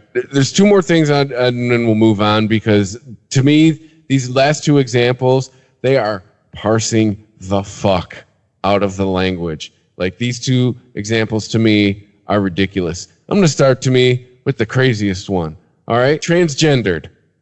You can't say, when I tell you the preferred instead of this, you say, wow, because that's my reaction. The word transgender never needs the extraneous ed at the end of the word. In fact, such a construction is grammatically incorrect. You guys know where this is going. Only verbs can be transformed into participles by adding ed to the end of the word. And transgender is an adjective, not a verb or a noun. For example, it would be incorrect to say Tony is a transgender, or the parade included many transgenders. Instead, say Tony is a transgender person, or the parade included many transgender people. So instead of transgendered, you are supposed to say transgender. Transgendered people is not people first language. They're so far up their asses they can't even parse their own language. So adding they really can't. Adding the ed makes it bad. And then to this one we'll move on. Preferred pronouns. Using the word preferred in front of pronouns suggests that gender identity, especially outside of the binary, is a choice, and that the pronouns don't really belong to the person. They're just preferring them over their true pronouns. So instead, you're supposed to use pronouns. Now this comes and from, ask, what pronouns do you use? This comes from Colorado State University. All of them? Yeah. Okay. This comes from college-age kids who are the Gen Z or whatever the fuck we end up calling that generation. This document is current as of 10/30/18. So it's not like this is from like 2014 and we're reading it. Okay, so we just had millennials beaten to our head to ask and to use preferred pronouns for people. Now here comes Gen Z going, no, you fucking homophobic millennials. You're using it wrong. We're going to tell you how to speak now. This is the beginning of what I was saying earlier. I wish I could be around when millennials reach our age and these young kids come in and tell them, shut the fuck up, you don't know what you're talking about. This is the beginning of it. Because it wasn't even 5 years ago that preferred pronouns was being beaten to our head as a proper thing as a proper term to use and a proper way to address someone who you weren't sure of their self-appointed gender, whatever the fuck. I don't know what the fuck because apparently you can't say anything. It's not people first language. I mean, literally, we're watching this happen instead of decades and generations, it's happening in half a decade. We're watching this happen. I'm sure technology is helping to accelerate it. Technology accelerates the spread of porn and bullshit. Got it. So, yeah.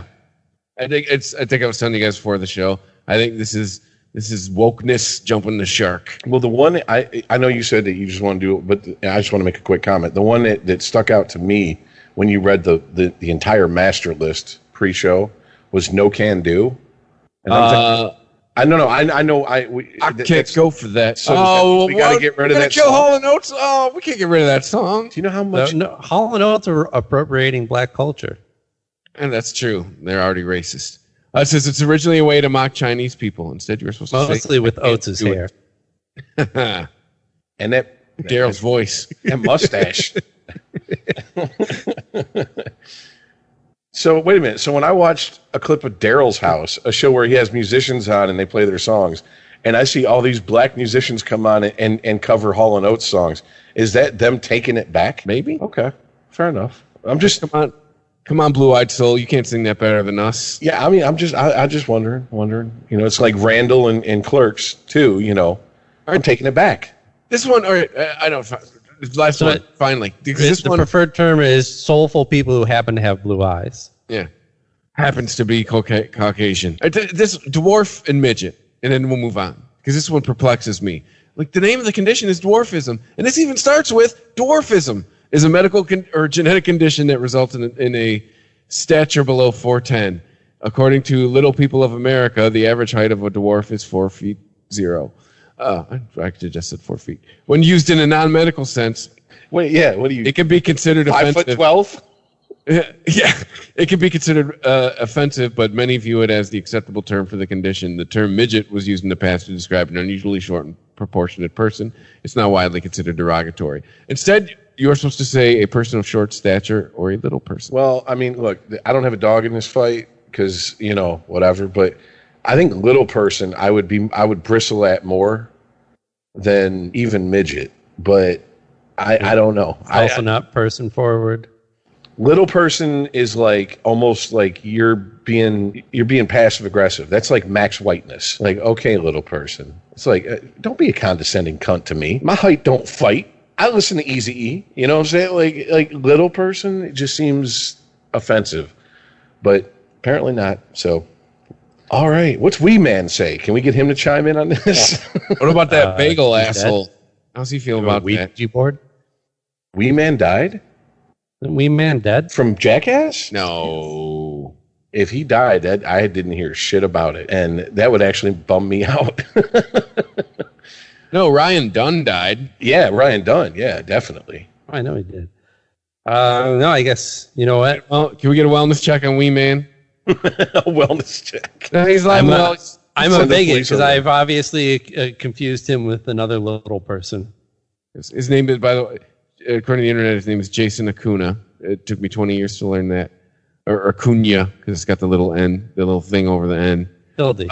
Yeah, he's alive and well. He's 46 years old. Good for him. I take it back. He's not dead. Oh, man, we just killed Wee Man. Unregimented. ChristopherMedia.net. Our business needs vans, lots of vans, and Europcar meets our day-to-day needs all across the country, providing our company with the ideal selection of small, medium or large vans and trucks, and even bespoke commercial vehicles delivered directly to our premises. From our 22 nationwide locations, Europcar supplies Irish businesses with an unrivaled range of vans, 4x4 pickups, 4-seater commercial SUVs and double cab tippers. With 9,000 vehicles in our fleet, there's no demand we can't fulfill. Europcar, moving your way. Everyone shouts about how fast their broadband is. We're fast, mega fast, stupid fast, almost too fast. But what do they say about reliability? Well, Dublin, with Virgin Media you get both. Ireland's fastest broadband network and 99.9% network reliability. Reliability at speed. See virginmedia.ie. Terms and conditions apply. Ireland's fastest broadband network as awarded by Ookla. Network reliability. See virginmedia.ie/proof. At DBS, you can study in the heart of Dublin city centre. Choose from over 40 CAO programmes in business, computing, psychology, social care and law. Programmes designed to help you create your future. Realise your ambitions. Apply now at dbs.ie. Sometimes you've just got to get some quality me time. Like right now, when you get away for a few hours to Kildare Village, because we've got hundreds of new arrivals, including new boutiques like Sandro and Maj. Escape to Kildare Village and get front row ready for a new season with a new look and a new smile on your face. A little me time goes a long way at Kildare Village, where there's something extraordinary every day. ChristopherMedia.net. Unregimented. All right, so what else? Well, we had Comic-Con. I guess it's still going. Is it still going on? Does it go on? It's just started. Yeah, it goes on. Yeah. Used to be a couple days. We're now recording it's a this on Thursday. Thing. Yeah.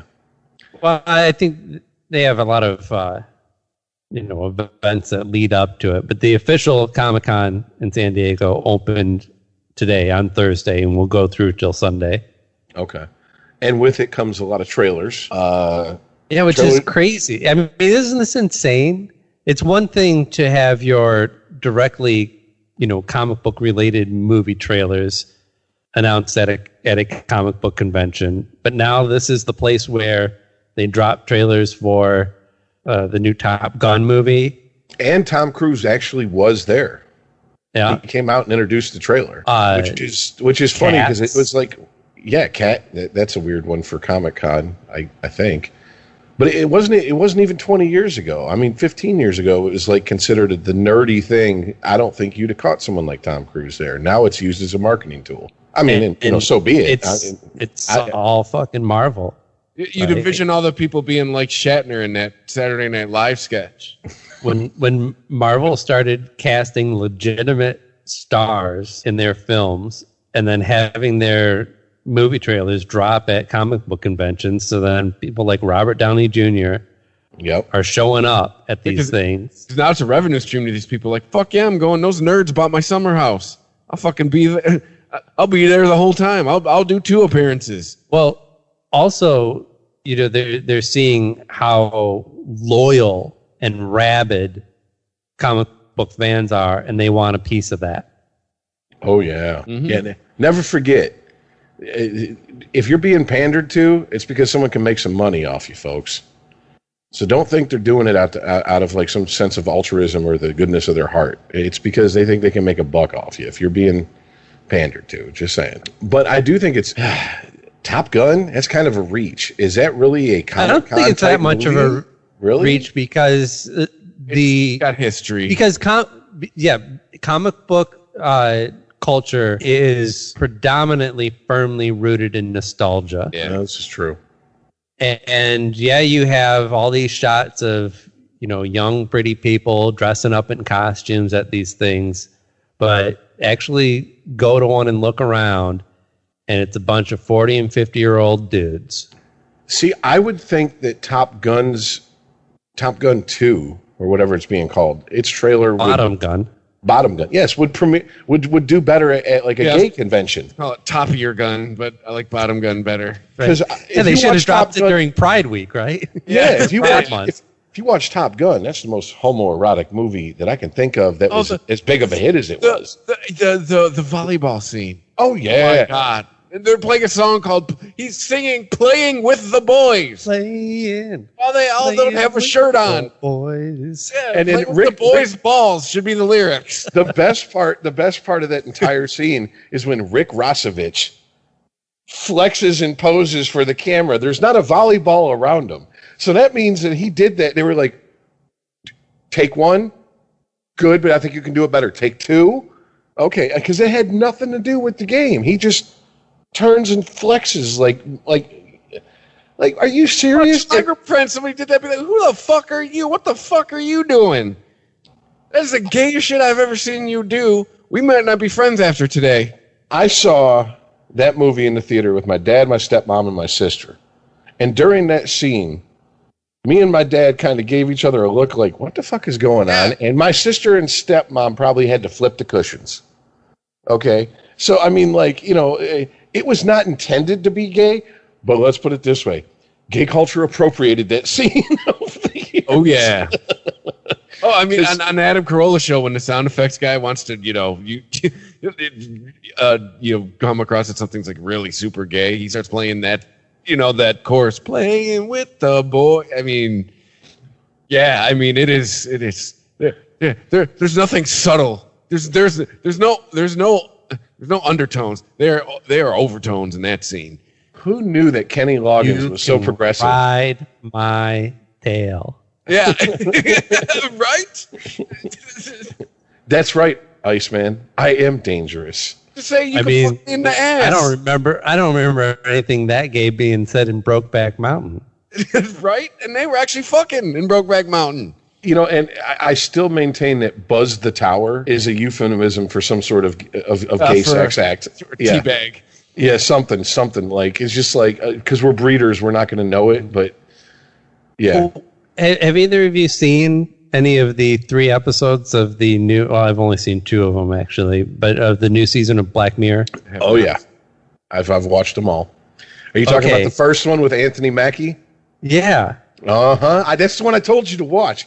So I'm totally, so far out of the 2 episodes that I've seen, I'm totally confused on what message I'm supposed to be taking away. And these are the most like nebulous episodes so far that I've seen of this show. Because so in the episode, I'm sure anyone who's like really into this show has watched it by now. It's been out for a while. But in the episode, Anthony Mackie reunites with an old friend. And part of what they used to do back when they hung out all the time was play this video game. And so the new version is out.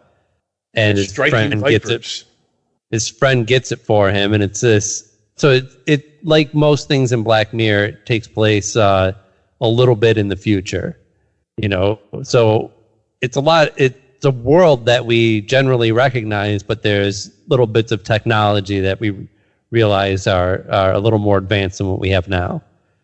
And so this new version of the video game is totally immersive VR.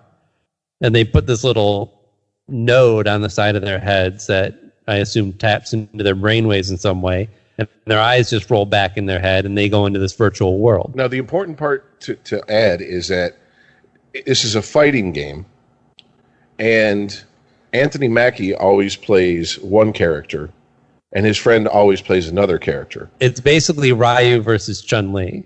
Yes. Anthony Mackie plays the male fighter, and his friend always plays the female fighter.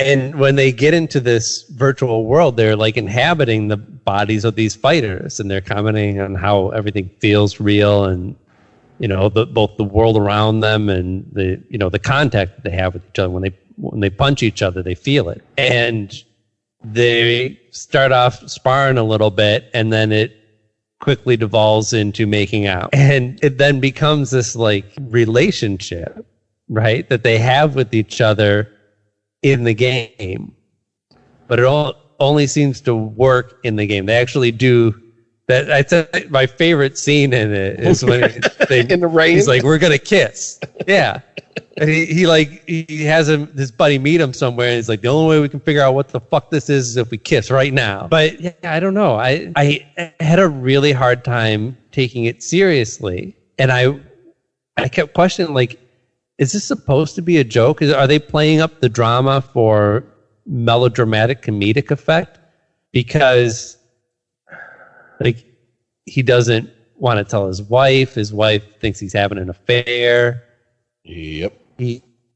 And I'm just like, it's a fucking game, right? Like, here's the thing that drove the point home, that where I think they were trying to be serious, and I think they mishandled the material a little bit, which is you have to walk a fine line with a story like this to not be considered, are they trying to be funny or are they trying to be serious? And I think they mishandled the material a little bit with this aspect, which is when they're talking to each other, describing the orgasms they feel. You know, Anthony Mackie is like, you know, his wife invites his buddy over for dinner, unbeknownst to Anthony Mackie, and he's like not really happy about it. Right, because Anthony Mackie has cut it off. He's like, this can't go on anymore. I'm cheating on my wife, basically. And he's like, they've gone 7 months without even speaking to each other at that point. Yeah. And then his not knowing that there was some sort of rift between them, his wife invites him to a birthday dinner with just the three of them. And his wife goes to the kitchen to get something, and his friend starts talking to Anthony Mackie, and he's like, I've tried it with other people. I fucked a polar bear in the game, and it was nothing has been as good as when we fuck in this game. And he's like, the orgasm, he goes, as the polar bear character in the fighting game. Yeah. And he's like, the orgasm I feel as this female character that I inhabit when I play this game, he goes, the orgasm you feel as a man is like a guitar solo.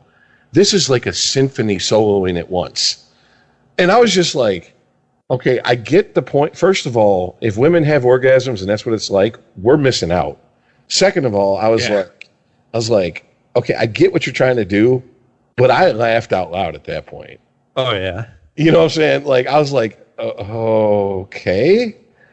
And what makes it even more interesting is eventually the scene where they meet up, and he's like, the only way to get to see if this is real is if we kiss. And they both kiss each other, and they're like, do you feel anything? Nope. And then they start fighting because they get into an argument, and they get into an actual fist fight, and the cops roll up. And the wife comes and gets Anthony Mackie from the police station. And she goes, what? Basically, I'm paraphrasing. She goes, what the fuck was that about? And then the credits start rolling, and they intercut the credits with a scene of his birthday. Is it his birthday? She gives him the box. They basically imply that because Anthony Mackie, you see him open his mouth like, oh, he's going to tell her. And then they start rolling the credits. And then in these little interspliced scenes in between the credits, they kind of lay out a story where you assume there's some sort of agreement that every year on his birthday he gets to fuck his buddy in this video game, and she gets to go out and fuck somebody in real life. Yep, and that's the way the episode ends. Which kind of reinforces what Anthony Mackie's character was going through, because obviously this is being treated as something real, right? If that's the deal that he made, like, you get to go and have actual intercourse, and in return I get to have video game sex with my friend, is looked at as an even exchange, right? They're on the same level. It's a 1-for-1 exchange, yes. And I don't know. I mean, I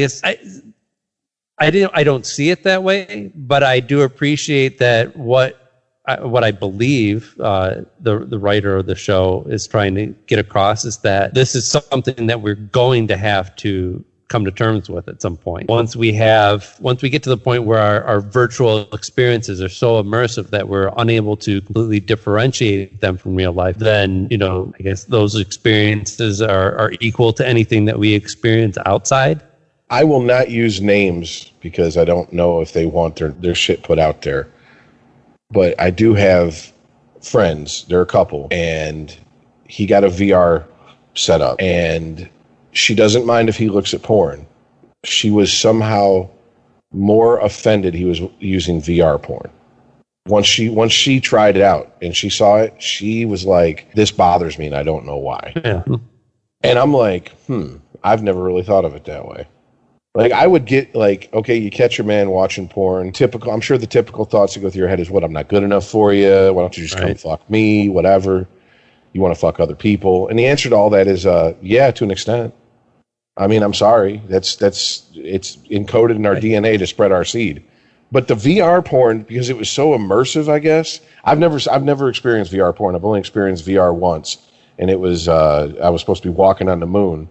And I was like, okay, this is fucking crazy. But it was like one of the things at Best Buy they set up. You can only use it for like a minute or so. So I really didn't get a chance to explore it. But I know that Todd had a VR setup, and he was like, the shit's crazy.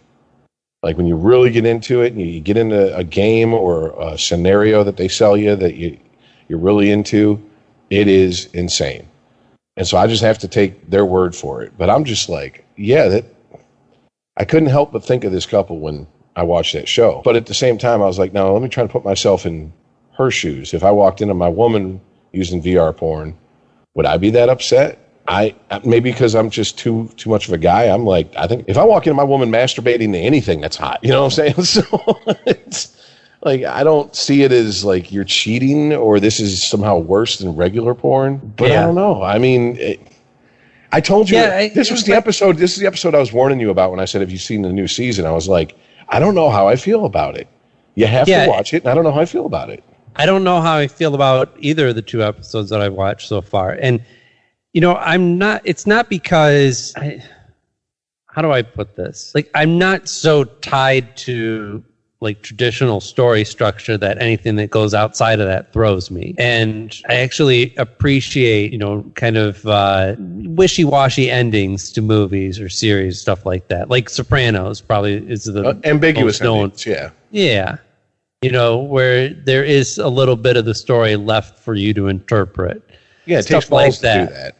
Yeah, but this didn't feel like that. This didn't feel like he was just presenting a scenario and was leaving the viewer to make what they will of it. It felt like I'm forgetting I think his name Charlie Brooker, something like that.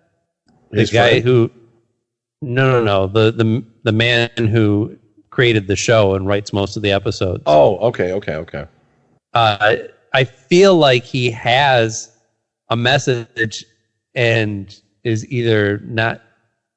maybe confused about what that message is and is not coming across clearly, or I don't know. And it makes me want to think that maybe he's just trying to intentionally do something different with this season, because I think that's one of the stronger aspects of this show is that every episode does actually have a message. It's just handled in a way that he's not clubbing you over the head with it. Yeah. And I mean, I do want to say that now, I don't know if this is just me or if other people felt this way. Like, there were moments where they were dealing with the fact that, like, I think Anthony Mackie was uncomfortable that this is his male friend that he's having sex with a female avatar in the game. Yeah, but that wasn't the main point. You know what I'm saying? Like, I think you hit the nail on the head. The main point was he felt like he was having an affair on his wife, and his wife did too. I did like the fact. I mean, there was a little bit of that broy homophobia to it, but it wasn't the main crux of the situation. You're right. It was just the fact that he felt like he was cheating. Oh, and maybe an important part that we're missing here is at the beginning of the episode. It happens about 10 years before the rest of the episode where the VR game comes into play. It shows that him and his then girlfriend are very much into role play, like at the bar. Like, he comes up to her and he starts talking to her like he doesn't know her. Yeah. And you know, like, so, I mean, the whole giving yourself over to the fantasy aspect is right there at the beginning of the onset. You understand that this is a guy who has no problem with that. So that's not, you know what I'm saying? It's not a conflict of, I'm having sex in a video game with my friend. This is creepy. You know what I'm saying? Like, yeah, that's a good point. I didn't put that together, but yeah, that's the first scene where you see the two people who eventually become married in the episode. The first time that you see them, they're role playing. He's picking her up at a bar. Literally, they're doing old school VR. Yeah. which I thought was just a nice touch. Because at first I was like, where are they going with this? Like I thought it was going to be some cheesy 80s horror movie where the video game comes to life. And I'm like, no, don't do that. Then like I said, when they started fighting, I was like, yeah, I'm picking up some vibes here. Is this going where I think it's? Oh, it's and that's going another reason why I feel the same way you do, where I don't know how to feel about it, because I still feel like there's so much that this episode did right. And one of them is certainly in the casting and the acting of the performance. I think this has got to be some of the strongest acting that I've seen in this series. Oh, definitely. And the subtleties, just of that first scene where he walks up to her, approaches her like a stranger, his girlfriend at the bar. She reciprocates, and you see that, like, at first you understand that, okay, I don't know these people, so clearly I'm being told that they don't know each other either. And then you see the little clues start to come across as to what their actual relationship is. Yeah. Well, I mean, I can say without a doubt, if you've ever seen the movie Half Nelson, Anthony Mackie is a beast when he puts his mind to it, as far as acting. Yeah. If he finds a role, his role in that movie, without giving too much of that movie away, is a drug dealer who is basically playing the father role to an associate of his who went to jail's younger sister. And immediately, if I say drug dealer, you're going to think, oh, he must be a scumbag, a horrible person.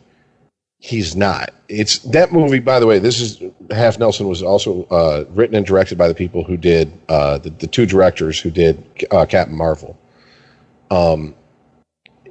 They present every character in that film as a human being with all their flaws, good and bad, warts and all. And there's no happy ending. There's no, oh, so and so overcomes this at the end. It's very much. It's almost like watching a documentary. And Anthony Mackie is so natural in that role, I never questioned him in that role. He became that character. So I think he's a very underrated actor. And I think that's one of the things that probably saved this episode is his acting, in my opinion. From being just like, oh, this is just a completely laughable situation. Like, this is fodder for stand-up jokes type shit. His acting saved it from that. Now welcome back to the projection booth, folks, on ChristopherMedia.net. Yeah. Now that we've gotten into the minutia of acting, so the second one, what was the second one you watched? Did you go in order? The second one was the man who holds an employee of a social media company hostage. Mm-hmm. Okay, Baldersnatch or whatever, Balderdash or whatever it's called. It's something like that. Yeah. Now that one was interesting because if we have any listeners who listen to Todd's podcast on the network, Todd right now is very much on a social media propaganda and connecting, showing how the two connect. And I told him specifically, I'm like, if you've never watched Black Mirror, watch that episode. And I don't know if he has yet, but a lot of what he brings up was in that episode. I mean, do you want to set up? Can you give a quick synopsis of it, or? Well, yeah. So a guy who works for a ride sharing company stations himself outside this place, looking specifically for people who work there. And when he eventually gets somebody who he thinks is high up enough, he holds them hostage and insists to talk to the owner of the company. And the founder. Along the way. Because didn't he sell the company to a corporate conglomerate or something? That was part of it? I think he's still the owner, but he describes it as something that's beyond his control at this point. Yeah, okay. And so the majority of the episode happens during the hostage situation. He has, he gets caught by the police, and it's kind of I think the most interesting thing about it, because this all takes place in England, is how different they portray how they handle an active shooter situation in England than they do in the U.S. Yes, because if that had happened if this episode had been set in the U.S., it'd have been about 10 minutes long. Right, the cops got there and shot his ass. That's it. They go through a chase. He ends up running off the road to avoid hitting some kids on bikes, and then the police are like, "Oh, we got him. He's stuck now." And that's when he starts waving the gun around. They immediately back off, call in a lot of reinforcements. There's a lot of, I guess it's how, we used to portray these scenes in America back in the day. But yeah, now the cops would have fucking yanked him out of the car and shot him right away. Oh yeah. If this was happening in America. But yeah, but a big part of this episode was the interaction between police work and the use of information and technology from the social media company. And it's another one of these things where they're kind of being cagey with it. Because at first you see that, the social media company is actually getting all this information that ends up being useful to the police, and they get it before the police can. And then it turns out that same technology that they're using ends up foiling some of their plans. Because, one of the main things is that the guy with the gun is actually monitoring the social media coverage of his standoff with the police. And so, because they're listening in on his phone the whole time, because he's supposed to be holding for the owner of the company. And so they have him on hold, but they're also listening to his phone, and they hear him tell the guy who has hostage that he doesn't have a real gun. And that information somehow leaks out. Like, the social media company tells the police start talking about it, bystanders over here start tweeting about it, and then it goes on the social media feed that the gunman is actually monitoring. So, but yeah, I don't know what his message is on this one either. Right? I think this one is, the message is backloaded. It's more towards the end when he starts talking to Topher Grace, who plays the founder of the social media company. Right, because we find out that the whole reason he wants to talk to him is because he blames himself, but he blames himself for being addicted to an app as inadvertently causing his fiance's death, because he got bored on the road and was flipping through, the Hullabaloo or whatever the fuck the app is called, and is distracted and ends up hitting another guy who happened to be a drunk driver, and everyone was just like, oh, he was drunk, it's his fault, and he gets absolved, but he's still eaten away by this. And I mean, he does bring up, when he's talking to the founder, he does bring up points that have been brought up about social media. Once social media was co-opted by big money, wherever the big money was coming from, they started optimizing it. Yes, how to make it more addictive. You get the right, and that's where Topher Grace his character starts talking about how this is a monster that's beyond his control now. How he never meant it to be this way. Yeah, right. They have a whole division just based on how people's serotonin can be activated with the app, and how to key into that and actually make it addictive. Which, I mean, I'm sure that if we don't have any hard documents leaked yet from social media, eventually it'll be like the tobacco companies. Someone will blow the whistle, and we'll see that is probably 100% factual. I mean, I take it to be factual as it is, because, I mean, if you're in the business of making money and keeping people coming back, you want to get them, quote unquote, addicted to some point. Right. I mean, this is how they engineer slot machines. Why would this be any different? Exactly. So, which is funny, because this one actually sent me to the internet to read up on a few different people, see how different people, not a few, but just different people in general, took this episode. And there was very staunch defenders of social. No, that's not what social media does. You're weak and you're an addict and you'd probably be addicted to anything. Because I think it's too simplistic of a message, if that's what it really is. The message of that episode, that social media is made to be addictive and is dangerous because of that, and people are going to die as a result. Well, sure, maybe, but distracted driving wasn't invented by social media. And that same scenario has gone down in many other different ways: being drunk, falling asleep at the wheel, just not paying attention. Oh yeah, definitely.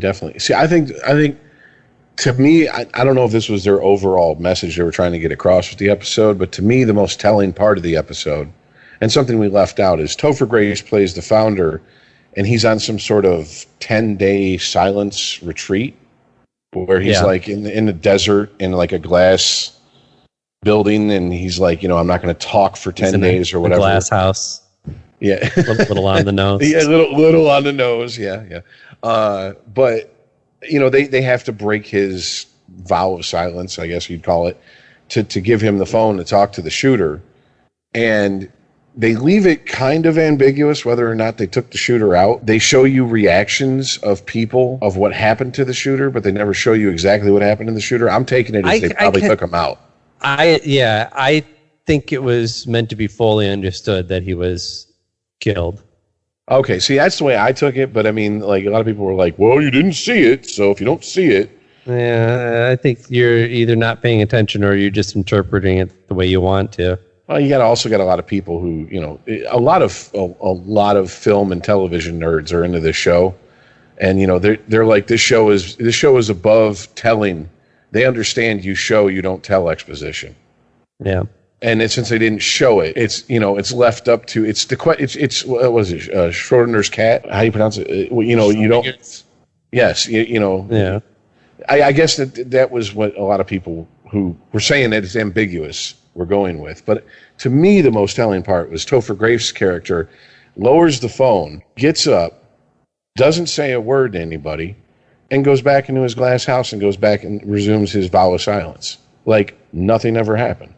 And I'm like, I think that to me was the part that I was like, yeah, something fucked up just happened, and in some way you were involved. I'm not going to lay blame solely at his character's feet, but for him to be like, yep, that was fucked up, go back to my vow of silence, I think that was a kind of a point that they were trying to drive home that maybe got lost in the fact, because, by the way, the ending scene was cut. All of this season's ending scenes were intercut with the credits.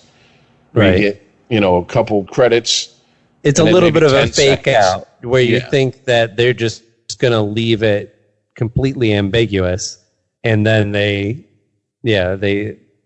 actually continue the story a little bit during the credits. Yeah, they did it with episode 3 too. So yeah, and I want to clarify too, like when I'm talking about both these episodes so far, and I'm sure 3 is going to be no exception, that I don't know what their message is. It's not that I expect there to be a message, traditionally, Black Mirror episodes do have a message, right? There's a certain point that the writer is trying to get across.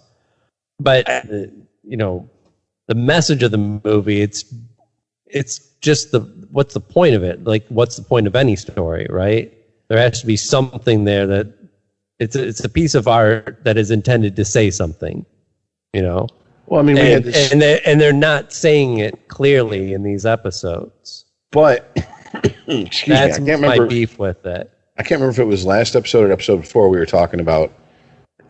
Ultimately, the point of art is to have some sort of reaction to it. Because if you watch or view some piece of art and you have no reaction, is it even really art? It's nothing.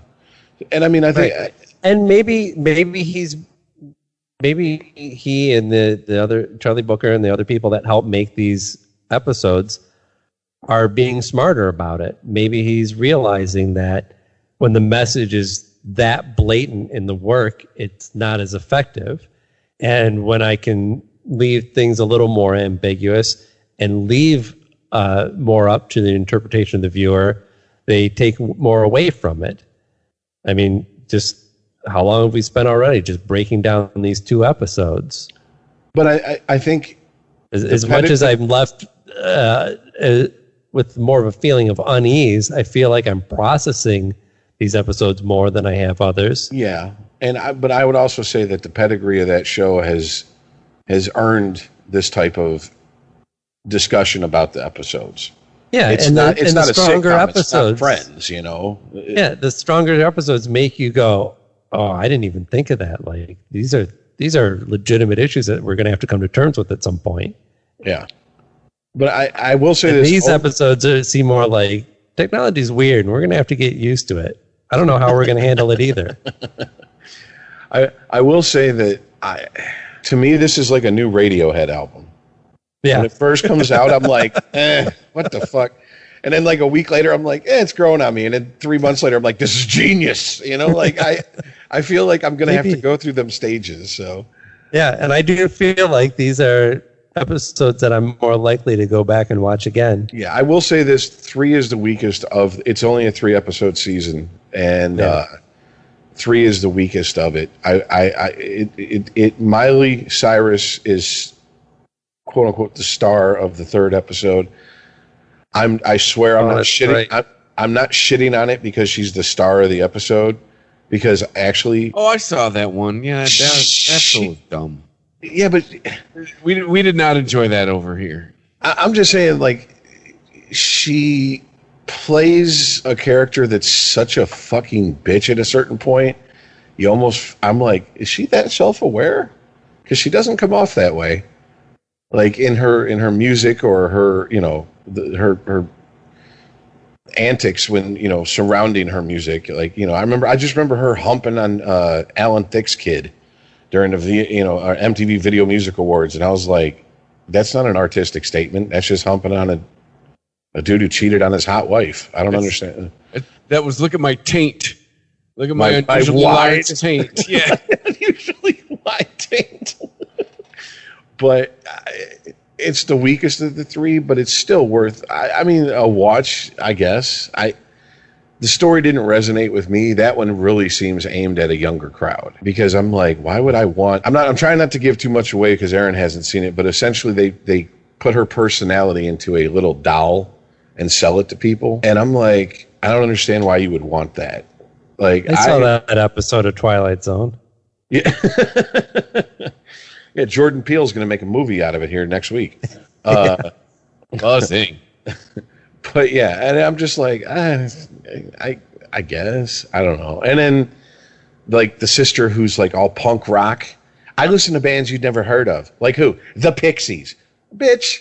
Everyone's heard of the Pixies. Yeah, you're not 15. Cool. Yeah, the Dead Kennedys, the Pixies, the Exploited, the Damned. They're on the Fight Club soundtrack. Yeah, I'm like, bitch, fuck out of here.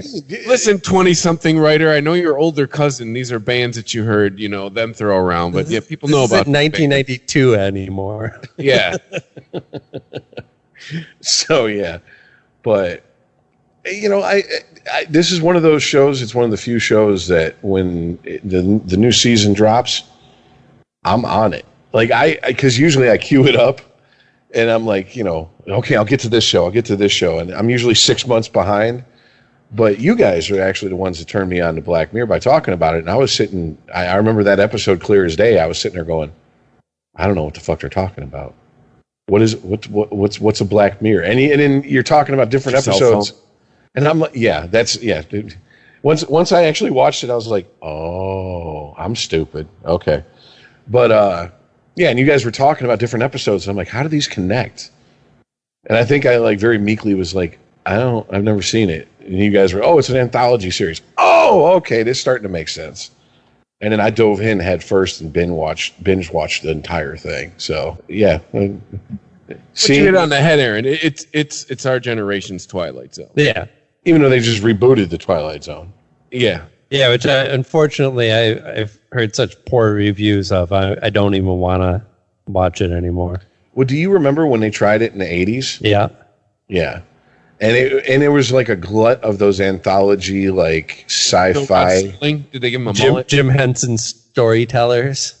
And Amazing Stories. George Lucas and Steven Spielberg produced that. Yeah. Yeah, I mean, there was like a bunch of them that came out like right around the same time. Nobody remembers any of that stuff. One episode. And, years later, I looked up the episode. It's an episode of a kid who has the special ability to, if he sees something in a book, he goes bring, and it appears in the real world. And the reason I remembered it is because it took a hard left. He lives with his grandparents, and his grandmother died. And the grandfather, I mean, obviously they have to hide books from him, and there's no televisions in the house. He went to the grandfather's stuff and found a picture of his grandmother when she was younger, and he said, "Bring," and all of a sudden her corpse is sitting there. Yeah. And I was like, that's the monkey paw story. Yeah, essentially. But I mean, you got to remember, I was like 8, 9 when this came out. Essentially, it's like literally ripped from that. The person who finds the monkey's paw has a dead son. And wishes his son to come back, and then they hear a knock at the door, right? Yeah, right. Yeah. But yeah, and then years later, I was like, what was that episode? Because I think it had Jason Robards in it or something. That's the only thing I can remember. And I tracked it down, and J.R.R. Martin or George R.R. Martin wrote that episode. I'm like, and that's the only one I remember. So that figures. Yeah, trivia for nobody. No one gives a shit, but yeah. All right, so do we want to wrap this up, guys? Yeah. Wrap it up.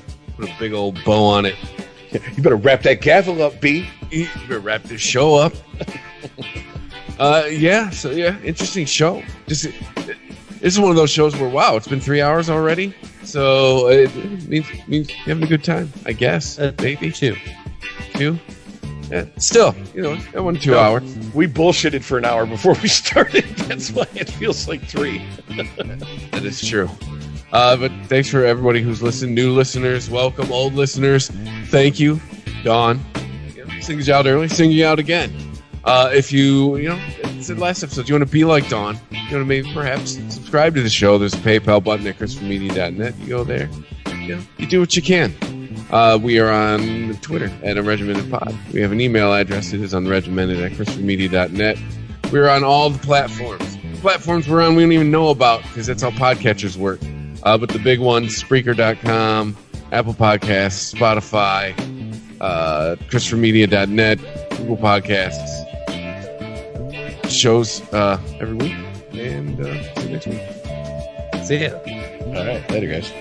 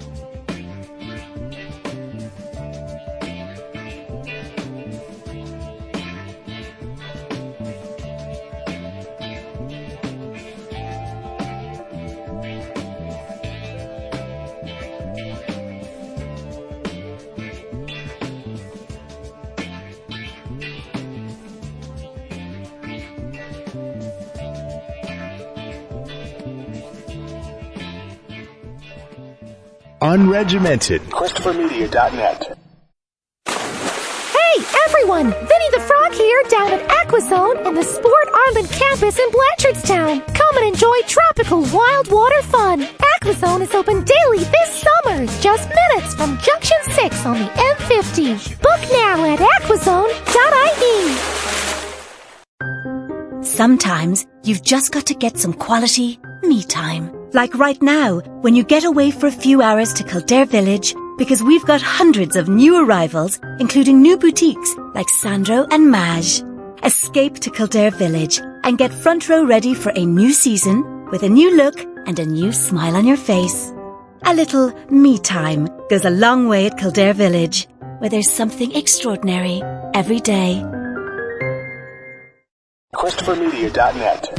If you like this show, please tell a friend. Please make sure to rate and comment on all your favorite Christopher Media shows. Please follow us on Twitter and like and share us on Facebook. You can subscribe to all ChristopherMedia.net shows for free on ChristopherMedia.net. Thank you for listening, and thank you for visiting ChristopherMedia.net. Thank you for visiting ChristopherMedia.net. Hey, Cousin Sal here, bringing you an exclusive FanDuel Sportsbook offer for the big game. All new users are getting an exclusive 55-1 odds boost on either team to win the big game. Max bet $5. That means you could turn a $5 bet into $275 if your pick wins. Sign up today at FanDuel.com/Sal. 21 plus and present in New Jersey. New users only. Must wager on designated boost market. $10 first deposit required. Max bonus $275. See terms at sportsbook.fanduel.com. Gambling problem? Call 1-800-GAMBLER. Hey, Cousin Sal here, bringing you an exclusive FanDuel Sportsbook offer for the big game. All new users are getting an exclusive 55-1 odds boost on either team to win the big game. Max bet $5. That means you could turn a $5 bet into $275 if your pick wins. Sign up today at FanDuel.com/Sal. 21 plus and present in New Jersey. New users only. Must wager on designated boost market. $10 first deposit required. Max bonus $275. See terms at sportsbook.fanduel.com. Gambling problem? Call 1-800-GAMBLER.